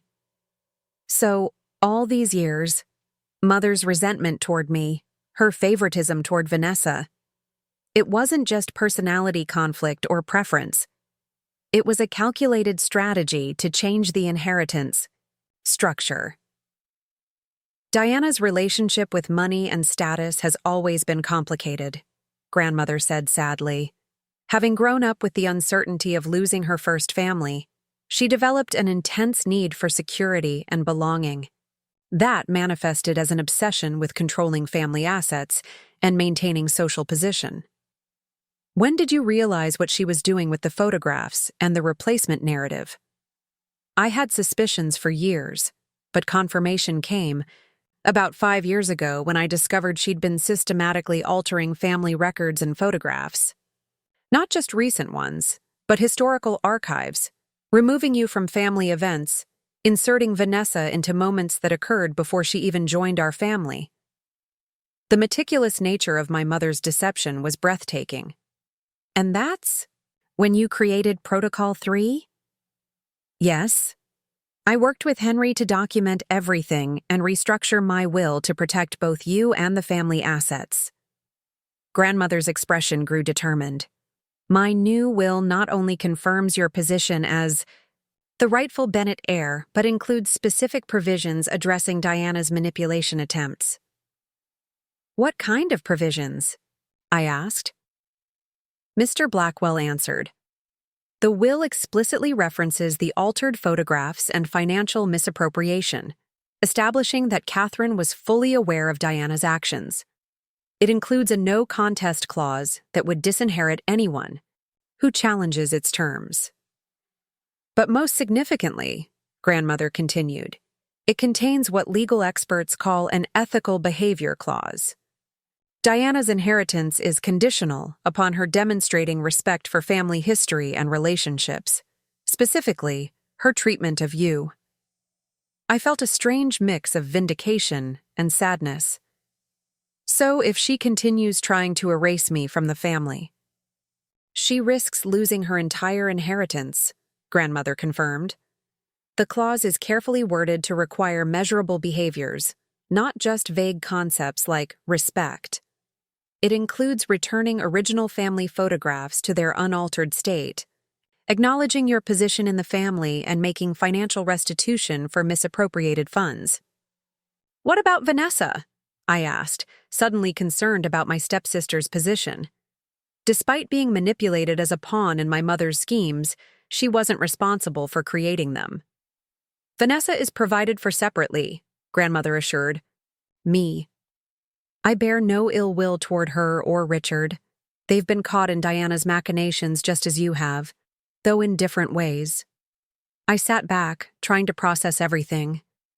Does Mother know about these provisions? She knows the will has been changed, but not the specific terms, Mr. Blackwell explained.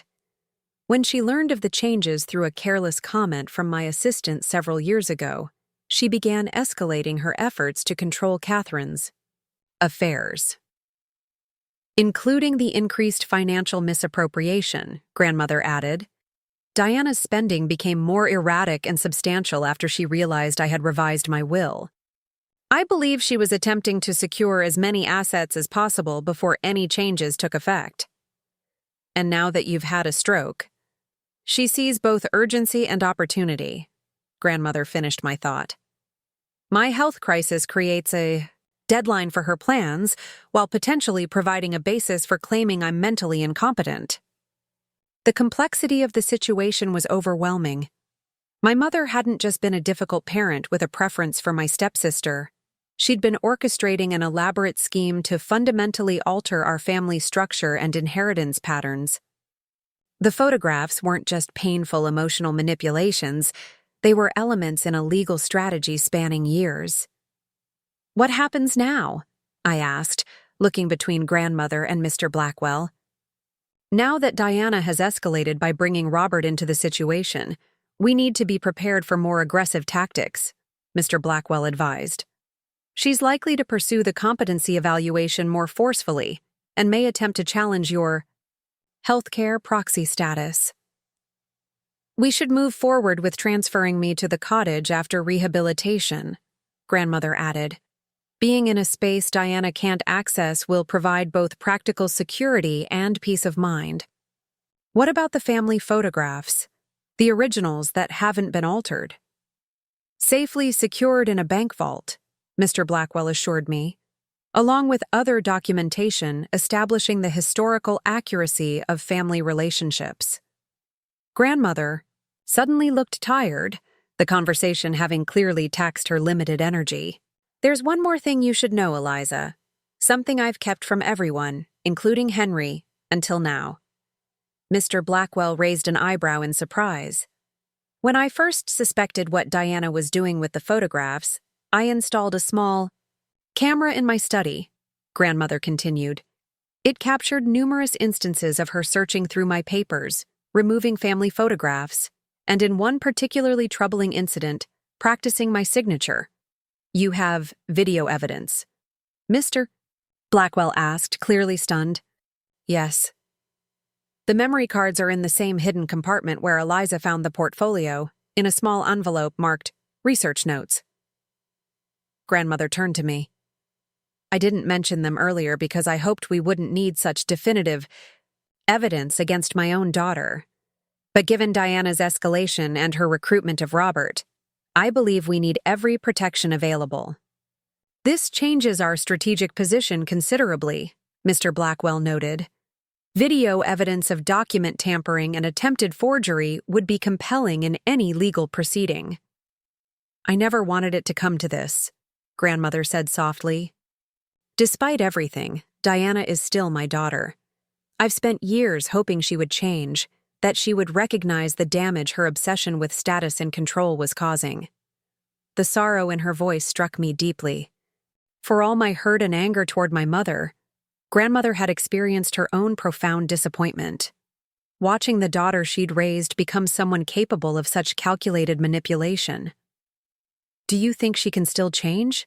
I asked, echoing our earlier conversation.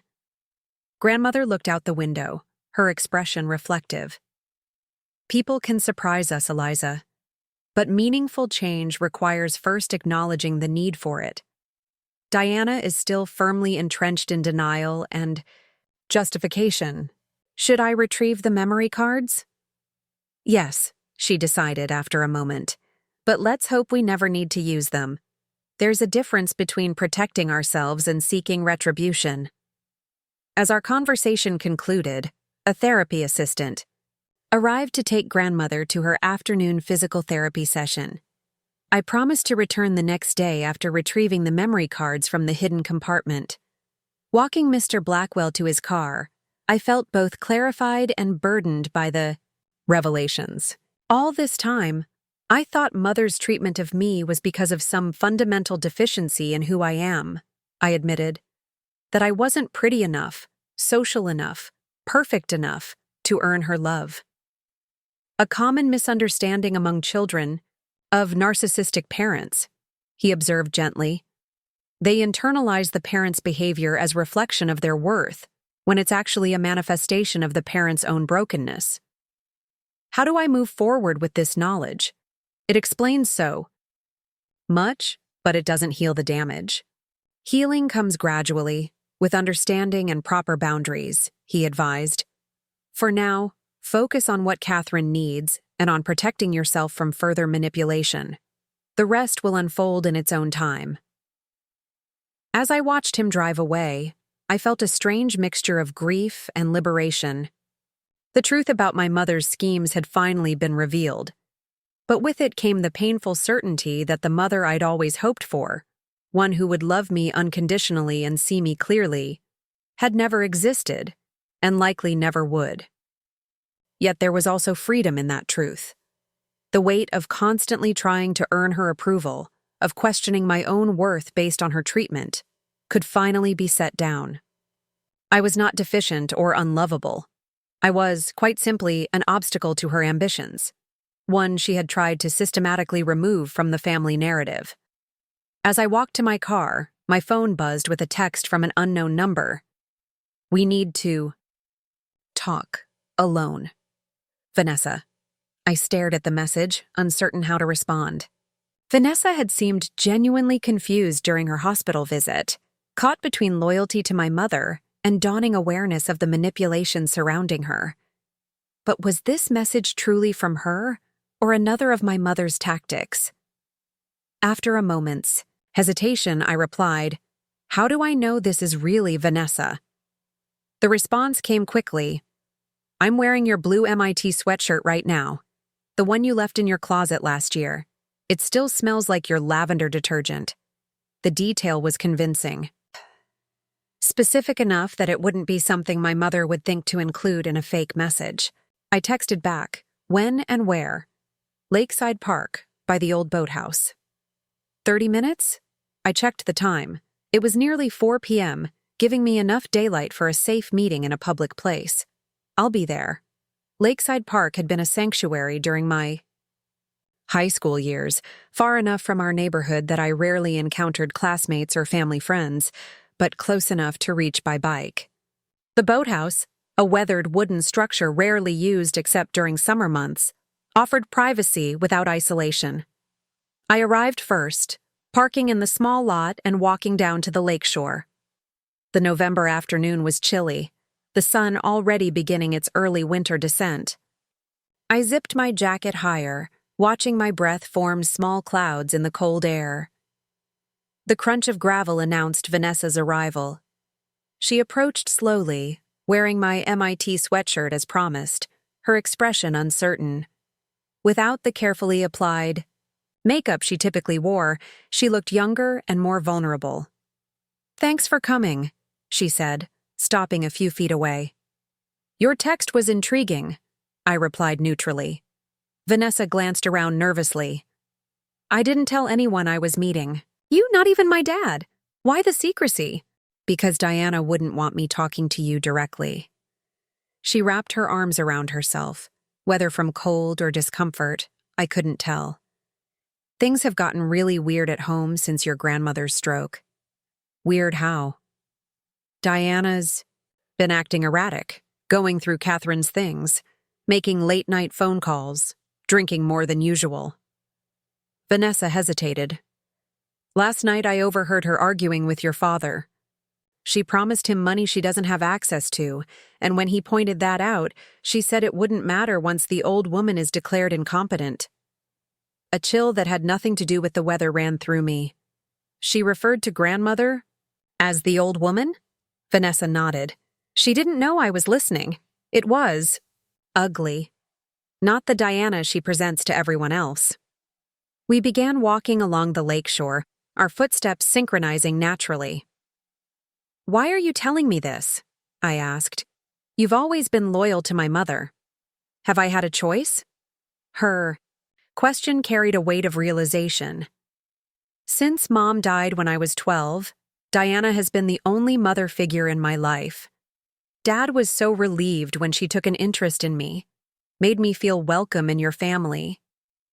But lately I've been wondering about the price of that welcome. What do you mean? Vanessa stopped, turning to face me directly. The photographs, Eliza. I knew about the holiday cards and social media posts. Diana said it was just to show a unified family image. But yesterday, I found a box in her closet full of original family photos. Photos where you've been cut out or I've been edited in. Some from years before Dad and I even met your family. Her distress seemed genuine, her eyes troubled and questioning.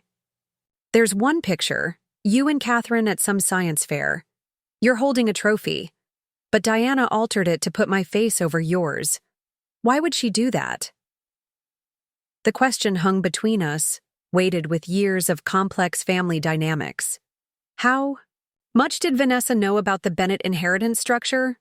About Diana's adoption status? About her role as an unwitting pawn in my mother's schemes?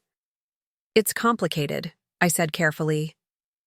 Mother has been constructing a specific narrative about our family, one where you've essentially replaced me. But why? Vanessa pressed. I know she prefers me. I'm more like her, more interested in the things she values. But this goes beyond preference. It's like she's trying to erase you completely and substitute me instead. It feels calculated. It is calculated, I confirmed, and it has to do with inheritance and family status more than personal preference. I explained the basics, the Bennett bloodline requirements for certain inheritances, grandmother's discovery of financial misappropriation, and my mother's efforts to position Vanessa as the real granddaughter. I omitted the details about Diana's adoption, feeling that particular revelation wasn't mine to share. Vanessa listened with growing horror. So she's been using me, she said flatly when I finished. All the attention, the gifts, the special bond we supposedly share, it was about positioning me to challenge your inheritance rights? I believe she does care for you, I offered, surprised to find myself defending my mother. But yes, there was an ulterior motive to how she elevated your position in the family. Vanessa sank onto a nearby bench, looking stunned. I feel so stupid. All these years, I thought she chose me because I was special somehow. Because I fitted into her world better than you did. She looked up, her expression contrite. I'm sorry, Eliza.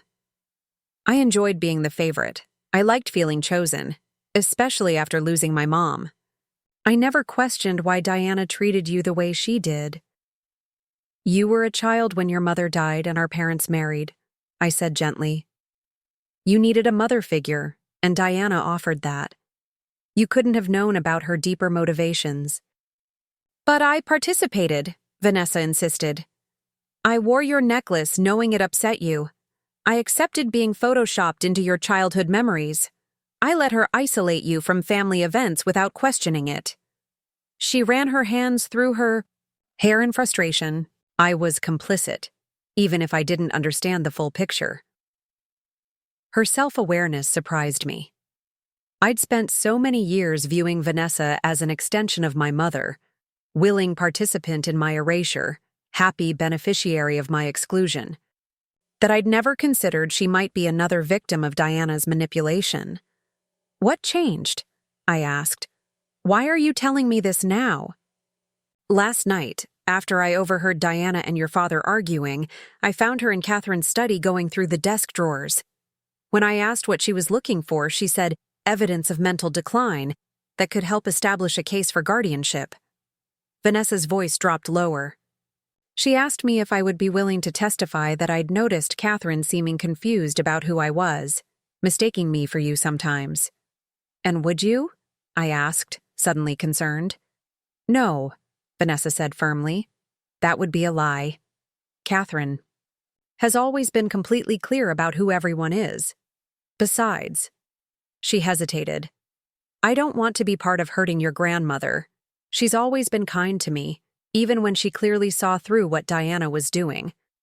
We sat in silence for a moment, watching the last sunlight glint off the lake's surface. Finally, Vanessa spoke again, her voice small but determined. What can I do to help? The question caught me off guard. You want to help us against my mother? I want to do what's right, she clarified.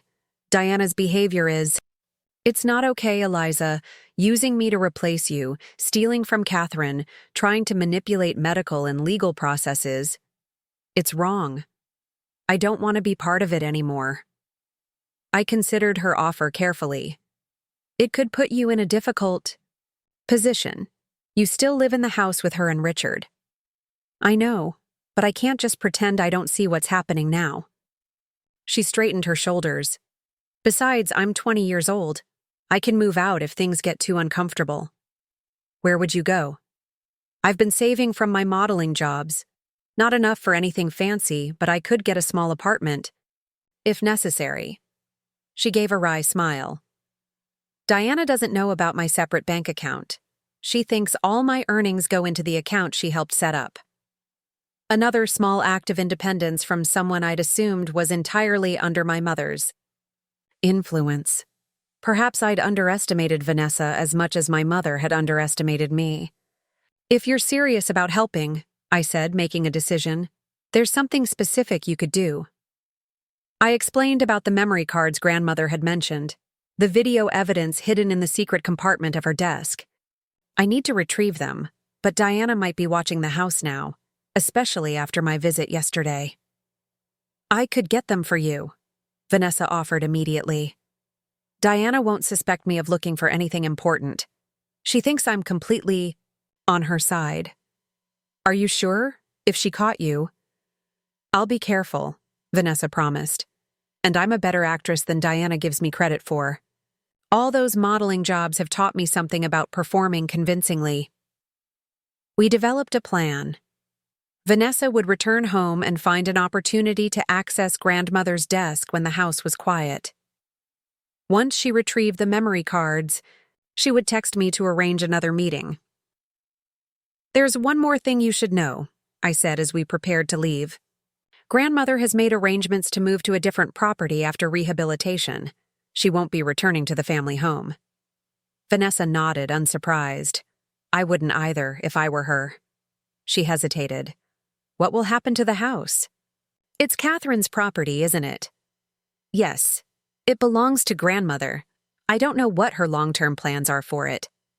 I didn't mention the Bennett Trust or the bloodline inheritance requirements, still cautious about sharing too much. Diana will be furious if she has to move out, Vanessa observed. The address, the neighborhood, they're central to her social identity. That's grandmother's decision to make, not mine. Vanessa studied me for a moment. You're being kinder about all this than most people would be in your position. Diana has treated you terribly for years, yet you're not seeking revenge. Revenge isn't my goal, I said honestly. I just want grandmother to be safe and properly cared for, and I want the manipulation to stop, the altered photos, the financial exploitation, all of it. And what about me? Vanessa asked quietly. After everything settles, where do I fit in your life? In the family? The question was surprisingly vulnerable. Despite years of resentment, I found myself responding with empathy rather than hostility. That's partly up to you.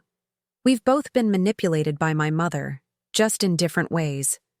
Maybe it's time we defined our relationship for ourselves, not through her lens. A tentative smile crossed Vanessa's face. I'd like that. As we parted in the parking lot, Vanessa surprised me with a quick, awkward hug. I'll text you once. I have the memory cards, she promised. I watched her drive away, feeling cautiously optimistic about our unexpected alliance, yet concerned about the risks she was taking. If my mother discovered Vanessa's change of loyalty, her reaction would likely be swift and severe. Back at my hotel, I updated Mr. Blackwell via a carefully worded email, explaining that I had a potential ally in retrieving the memory cards but omitting specific details in case the communication was intercepted. His response was prompt. Proceed with caution. Diana may be monitoring all communications. We'll meet you tomorrow at 10 a.m. at the previously discussed location to review next steps. That night, I slept fitfully, my dreams filled with distorted family photographs where faces shifted and changed, identities blurring into one another in disturbing ways. I woke early, checking my phone immediately for messages from Vanessa, but found none. After a quick breakfast in the hotel restaurant, I drove to the rehabilitation center, arriving just as grandmother was finishing her morning therapy session. She looked stronger today, able to move her left arm with greater control and less visible fatigue. You seem preoccupied, she observed as the therapist helped her back to her room. Once we were alone, I explained my meeting with Vanessa and our plan to retrieve the memory cards. Do you trust her? Grandmother asked, her expression thoughtful. I'm not sure, I admitted. She seems genuinely disturbed by what she's discovered about Mother's behavior, but they've been close for years. It's hard to know where her true loyalty lies. People surprise us, Grandmother said, echoing her earlier wisdom. Sometimes for the worse, sometimes for the better. Vanessa has been influenced by Diana since she was a vulnerable child grieving her mother. Finding her own moral compass is an important step in her development. But is it worth the risk if Mother catches her searching the desk? The memory cards are important evidence, but not worth putting Vanessa in danger, Grandmother E. decided. Call her and tell her to abort the plan. We'll find another way. Before I could reach for my phone, it buzzed with an incoming text. From Vanessa. Got them. Meet same place, 1 p.m.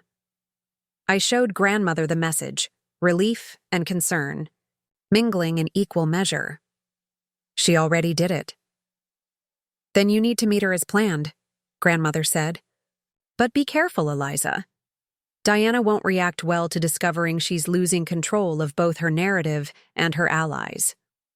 As I prepared to leave, a nurse entered with medication and a gentle reminder that Dr. Joseph Walker, the psychiatrist, was scheduled to evaluate Grandmother at noon.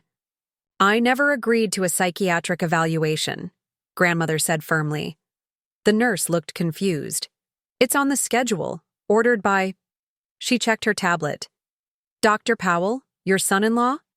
Richard had used his hospital connections to schedule the competency evaluation despite lacking legal authority to do so. Another tactic in my mother's increasingly desperate campaign. Please inform Dr. Walker that I decline the evaluation, Grandmother instructed the nurse. And note in my chart that only medical procedures authorized by my healthcare proxy, Eliza Bennett, are to be performed. The nurse nodded, though she looked uncomfortable with the apparent family conflict. After she left, Grandmother turned, to me with determination in her eyes. We need to accelerate the timeline. Contact Henry immediately and tell him to prepare the cottage. I want to be transferred there as soon as medically feasible, even if it means hiring private rehabilitation services. Are you sure that's wise from a medical perspective? What's unwise is remaining vulnerable to Diana's machinations, Grandmother replied firmly. The rehabilitation center is excellent, but too easily accessed by Diana and her allies. The cottage will provide both the care I need and the security we require. I called Mr. Blackwell from Grandmother's room, explaining the situation and her request. He agreed to make immediate arrangements, including hiring a private nursing service and arranging for specialized equipment to be delivered to the cottage. I'll need a few days to set everything up properly, he cautioned. In the meantime, I suggest you or someone you trust remains with Catherine as much as possible. After assuring Grandmother I would return before the unauthorized psychiatric evaluation was scheduled, I left for my meeting with Vanessa, my mind racing with contingency plans and growing concern about my mother's escalating tactics. The memory cards Vanessa had retrieved might provide powerful evidence of Diana's manipulation, but they also represented a significant escalation in our conflict.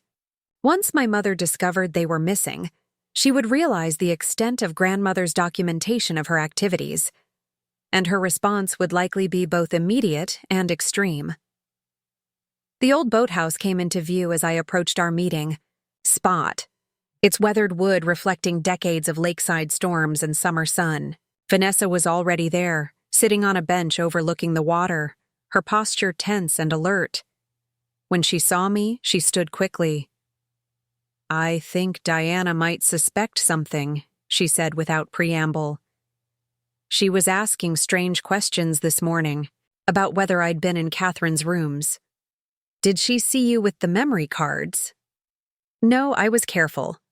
But she knows I visited Catherine at the hospital and seems paranoid about what we might have discussed. Vanessa reached into her pocket and withdrew a small envelope. Here they are, 4 micro SD cards labeled by date ranges. I took the envelope, feeling the weight of its contents beyond the physical, evidence that might finally end my mother's manipulations, but could also irrevocably fracture whatever remained of our family. Thank you for doing this, I said. I know. It wasn't easy. Vanessa hesitated, then pulled something else from her jacket, a folded photograph. I found this while I was searching for the memory cards. It fell out of one of Catherine's books. She handed me the photo, a faded color image of my grandmother, much younger, holding an infant. On the back, in Grandmother's elegant script, Elizabeth Sophia Bennet, 3 days old, the true Bennet heir and my heart's delight, September 1999. She kept this hidden, Vanessa said softly, away from Diana's alterations. I traced the image with my finger, touched by both the sentiment and the precaution. Grandmother had preserved evidence of my place in the family, anticipating my mother's efforts to erase it. There's something else you should know, Vanessa continued, her voice lower. After I got the memory cards this morning, I overheard Diana on the phone with someone at the hospital. She was insistent about moving Catherine to a different facility, one called Meadowbrook Care Center. The name sent a chill through me. Meadowbrook is a long-term care facility for patients with dementia and cognitive impairments. Grandmother doesn't need that kind of care. Diana told them Catherine was experiencing significant confusion and that her current doctors were overlooking serious cognitive decline. She mentioned Richard would be providing supporting medical documentation. My alarm grew. She's trying to have Grandmother committed to a memory care facility to strengthen her case for guardianship. I pulled out my phone. I need to warn Mr. Blackwell. There's more, Vanessa said, placing her hand on my arm. They're planning to do it today. Diana said something about after the evaluation confirms what we already know. The unauthorized psychiatric evaluation scheduled for noon, it wasn't just an assessment. It was part of a coordinated plan to have Grandmother transferred immediately afterward. using Richard's medical connections to override normal protocols. "I need to get back to the rehabilitation center," I said urgently. "They're trying to remove grandmother before her legal protections can be fully implemented." "I'll drive you," Vanessa offered. "My car's closer." As we hurried to the parking lot, my phone rang. The rehabilitation center's number. My stomach dropped as I answered. "Ms. Bennett?" "This is Nurse Marquez from Westbrook Rehabilitation. I'm calling because your grandmother is quite upset." Diana Bennett arrived with transfer papers signed by Dr. Powell, insisting Catherine needs to be moved to Meadowbrook immediately for specialized care. "That transfer is not authorized," I said firmly. "I'm her healthcare proxy. No transfers should occur without my signature." "That's what Mrs. Bennett Sr. is saying," the nurse confirmed. "But Mrs. Diana Bennett has documentation claiming the healthcare proxy was signed during a period of cognitive impairment and is invalid pending review." "That's completely false," I insisted, my voice rising. "Please don't allow any transfer until I arrive. I'm on my way now with legal documentation of my status." "I'll inform the supervisor," the nurse promised. "But you should know that Dr. Walker is currently evaluating Mrs. Bennett, and Diana is insisting the transfer proceed based on his recommendations." "Stall them," I urged. "I'll be there in 15 minutes. As Vanessa drove at the edge of the speed limit, I called Mr. Blackwell, quickly explaining the situation. "I'm already at the rehabilitation center," he informed me, his voice tight, with controlled anger. Diana arrived with Robert and Richard, all three presenting an intimidating front to the staff. I've shown them the healthcare proxy documentation, but Diana is claiming it was executed under undue influence. "We're almost there," I assured him. "Don't let them move grandmother." "I've contacted the facility's legal department and the police," he said. "But hurry, Eliza. Diana is becoming increasingly agitated, and the staff seems unsure how to proceed with conflicting claims." When we arrived at the rehabilitation center, the atmosphere was tense. A security guard stood outside grandmother's room, while raised voices could be heard from inside. Mr. Blackwell met us in the corridor. "The situation has escalated," he said gravely. Dr. Walker completed his evaluation and, unsurprisingly, given his connection to Richard, has expressed concerns about Catherine's capacity for medical decision-making. Diana is using this as justification for immediate transfer to Meadowbrook. "She can't do that," I protested. "The healthcare proxy is legally binding." "Correct, but Diana is creating enough doubt and chaos that the facility's administration is hesitating. They don't want to be accused of ignoring a legitimate medical recommendation, especially one supported by a family member who is also a doctor." I handed him the envelope containing the memory cards. "These contain video evidence of Mother searching through grandmother's papers, removing family photographs, and practicing her signature for forgery. Grandmother installed security cameras in her study years ago." Mr. Blackwell's eyebrows rose. "This could be crucial evidence if we need to seek emergency intervention from the court." He glanced at Vanessa. "How did you obtain these?" "I removed them from Catherine's desk this morning," Vanessa admitted. "Diana doesn't know I have them, or rather that I took them for Eliza." Before Mr. Blackwell could respond, the door to grandmother's room opened, and my mother emerged. Her face flushed with anger. She froze momentarily when she saw me. Then her eyes narrowed as she noticed Vanessa at my side. "What are you doing here?" she demanded of her stepdaughter. "I told you to stay home."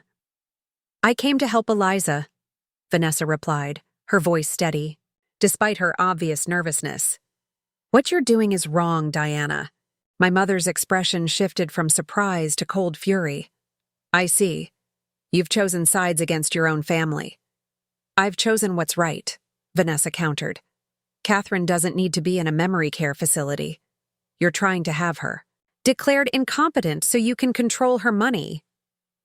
"You have no idea what you're talking about," my mother snapped. "Catherine is experiencing significant cognitive decline. Dr. Walker has confirmed it. We're moving her to a facility equipped to handle her condition. The only decline here is in your ethics, Mother, I interjected, stepping forward. We have evidence of your attempts to forge grandmother's signature, your financial misappropriation, and your systematic alteration of family photographs. My father appeared in the doorway behind my mother, looking uncomfortable.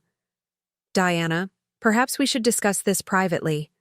The facility administrator is suggesting we postpone any transfer until the legal questions are resolved. There are no legal questions, my mother insisted. Mother is confused and being manipulated by Eliza and that lawyer. The healthcare proxy should never have been approved in the first place. Mr. Blackwell stepped forward, his professional demeanor a stark contrast to my mother's increasing agitation. Mrs. Bennett, I would strongly advise against pursuing this course of action. Attempting to override a legally executed healthcare proxy and forcibly transferring Catherine against her will could result in serious legal consequences. Are you threatening me? My mother demanded. I'm informing you of legal reality, he replied calmly. As I've already explained to the facility administrator and the police officers who have just arrived at my request. As if on cue, 2 uniformed officers appeared at the end of the corridor, accompanied by a woman in a business suit who I assumed was from the rehabilitation center's administration. My mother's composure slipped further. This is absurd. I'm trying to protect my mother from exploitation by my estranged daughter and an unscrupulous lawyer. Perhaps we should all speak with the police present, Mr. Blackwell suggested. I'm sure they would be interested in reviewing the evidence of financial misappropriation and attempted forgery. The mention of evidence seemed to startle my father. What evidence? He asked, looking between Mr. Blackwell and my mother. Video. Recordings, I explained, watching my mother's face. Grandmother installed security cameras in her study years ago. They captured Mother searching through her papers, removing photographs, and practicing grandmother's signature. The blood drained from my mother's face. That's an invasion of privacy. She can't record people without their knowledge. In her own private study? Mr. Blackwell raised an eyebrow. I believe the courts would find that perfectly legal, especially given the documented pattern of financial exploitation that preceded it. Richard emerged from grandmother's room, his expression grave. Diana, we need to stop this now. Police are asking about financial transactions between your accounts and Catherine's, things I wasn't aware of. My mother turned on him, her carefully constructed facade crumbling completely. Don't you dare back out now. We had an agreement. Your practice is on the line too. Richard flinched at the public acknowledgement of his complicity. I agreed to help with Catherine's care, not to falsify medical recommendations or participate in financial impropriety. The administrators and police moved closer, their expressions growing more concerned as they witnessed the increasingly chaotic confrontation. Perhaps we should continue this discussion in a more private setting, one of the officers suggested, gesturing toward a conference room across the hall. As the group began moving toward the indicated room, I slipped into grandmother's room, finding her sitting upright in her bed, alert and composed, despite the turmoil outside her door. I heard everything, she said before I could speak. Diana has overplayed her hand. Are you all right? Did Dr. Walker upset you with his evaluation?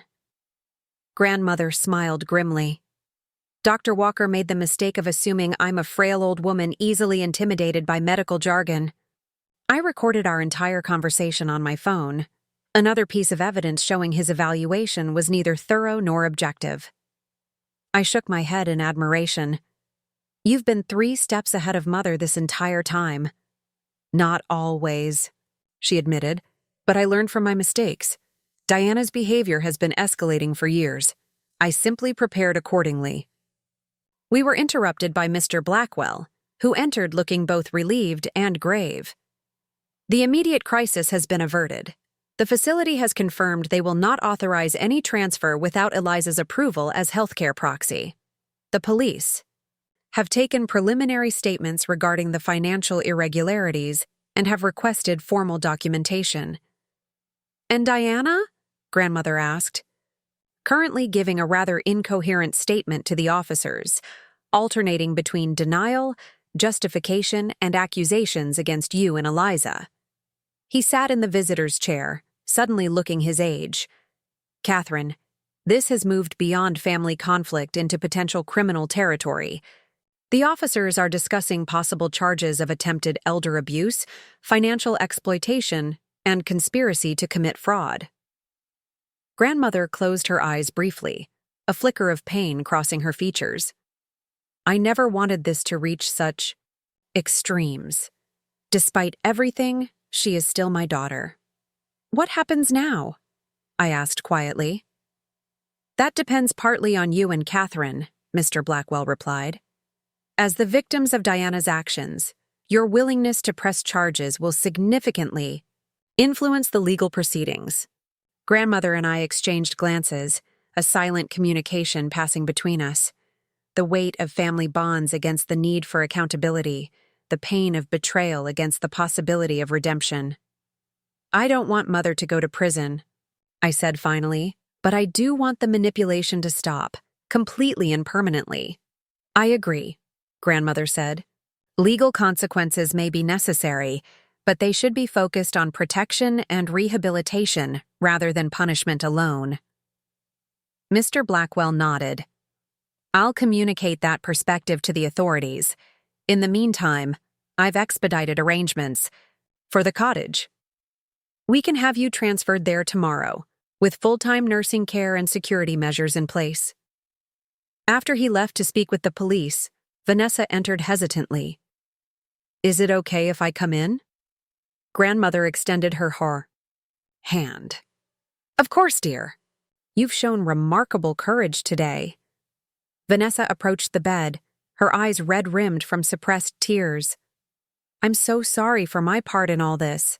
I should have questioned things sooner.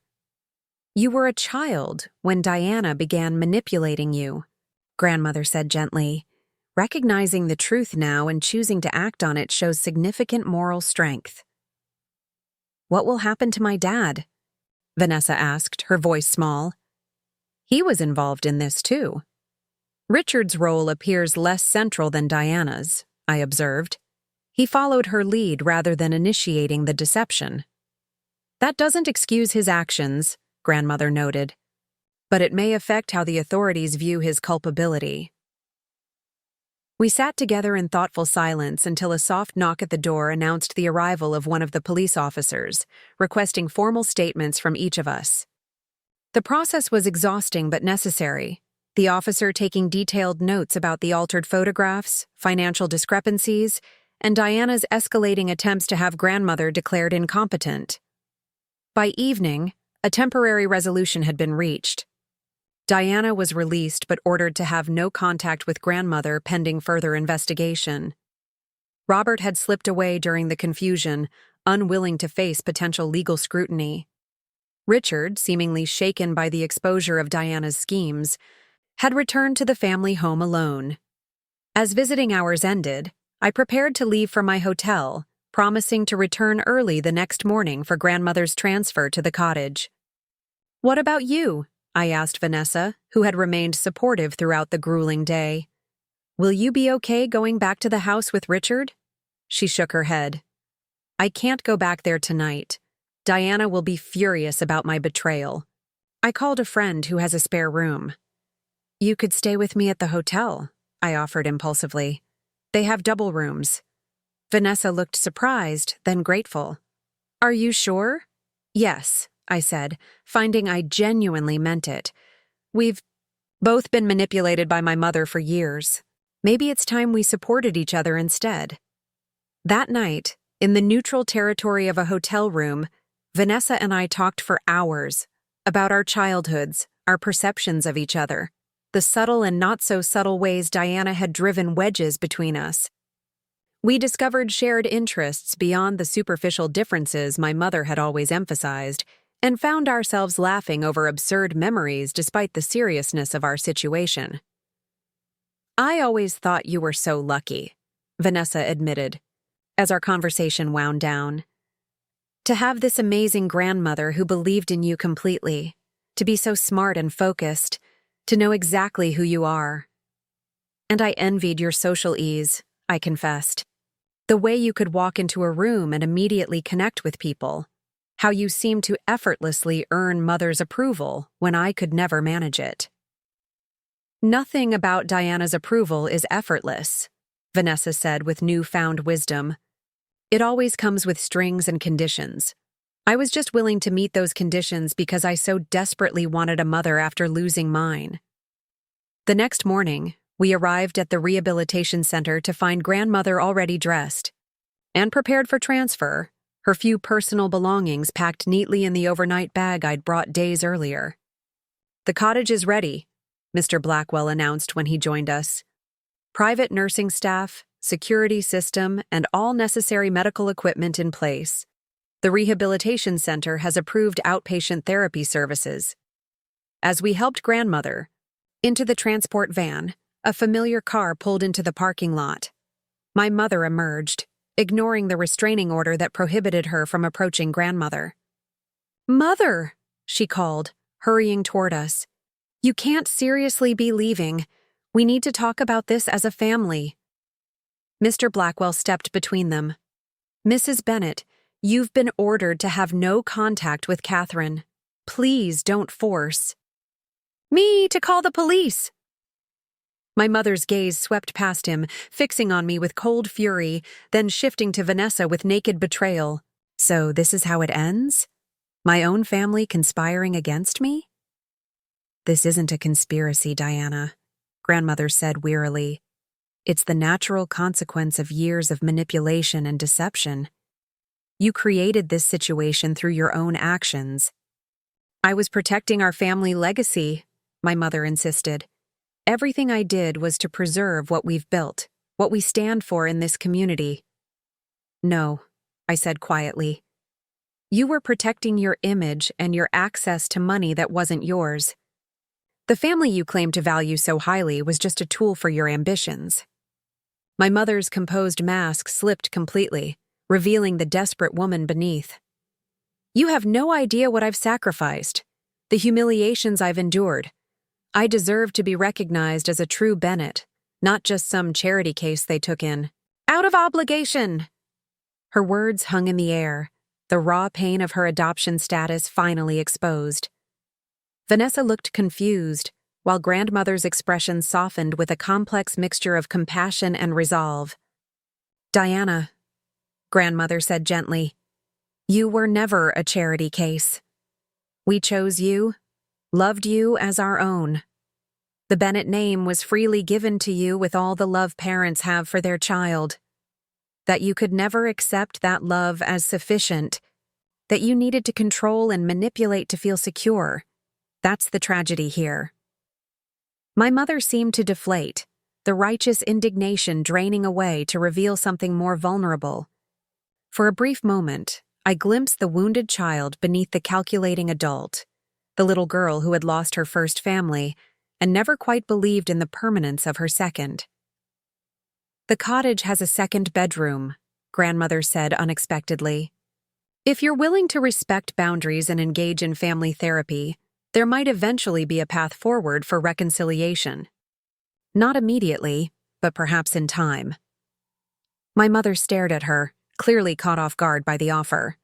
"You would consider that? After everything that's happened?" "Family is complicated," grandmother replied. "Healing requires accountability, but it also requires compassion. The choice is yours, Diana." Without waiting for a response, she nodded to the transport driver, who closed the van door. As we pulled away, I caught a final glimpse of my mother standing alone in the parking lot, a solitary figure watching as her carefully constructed narrative crumbled around her. 1 week later, I stood beside grandmother on the porch of her cottage, watching the sunset over the small garden. Her recovery was progressing steadily, her speech almost fully restored, and her left side mobility improving daily with therapy. Have you decided about returning to MIT for the spring semester? She asked, adjusting the light blanket over her lap despite the warmth of the evening. I've arranged to complete this semester remotely, I explained. For spring, I'll return to campus but come back for long weekends. Mr. Blackwell has found excellent full-time care for you, and the security system will prevent any unauthorized visits from Mother. Diana has agreed to enter therapy, Grandmother said, both individual counseling and family sessions, as a condition of avoiding criminal charges. Do you believe she'll change?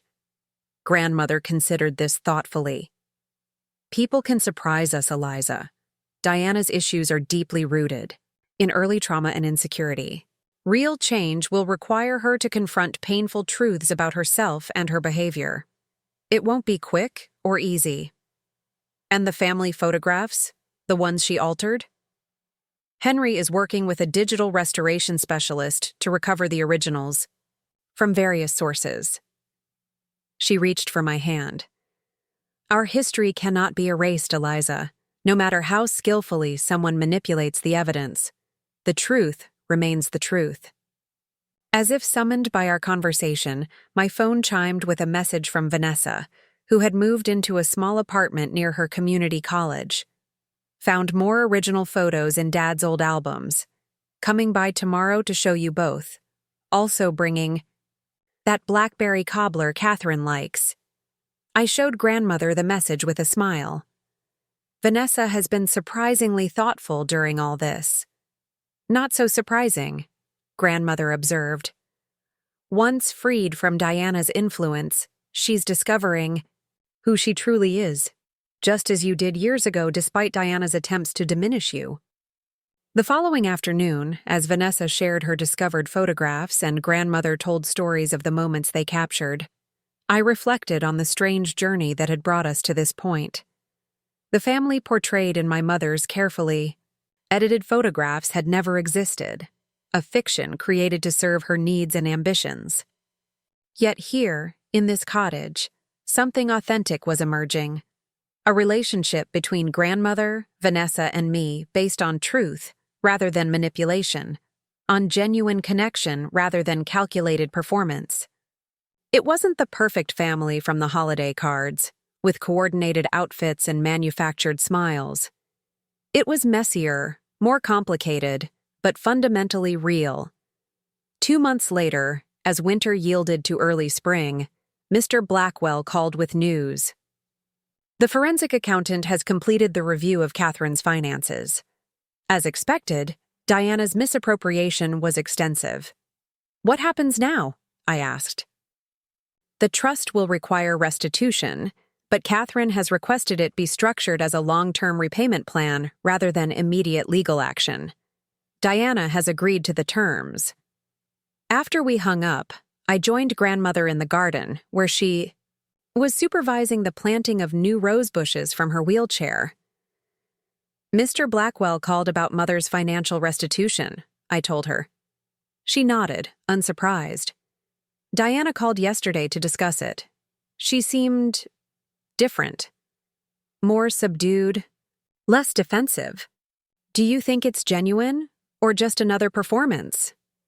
Time will tell, Grandmother said wisely. But her therapist reports she's doing the difficult work of examining her behaviors and their roots. That's a start. As we watched the gardener carefully position a fragrant climbing rose against the cottage trellis, Grandmother handed me an envelope. This arrived from the digital restoration specialist this morning. Inside was a family photograph I remembered from my childhood. Grandmother, my grandfather, my mother, and me at about age 5. Standing together on the porch of the family home. My mother had altered this image years ago, replacing me with Vanessa and changing the date. The original, Grandmother said softly, one of many being restored. I studied the image, noting how my mother's smile reached her eyes in this unaltered version, how her hand rested protectively on my shoulder. Before the resentment had fully formed, before she had decided I was an obstacle rather than a daughter. There was love there once, Grandmother observed, following my gaze. beneath the ambition and insecurity. Perhaps with time and healing, there can be again. I wasn't sure I shared her optimism, but I respected her capacity for hope despite everything she had endured.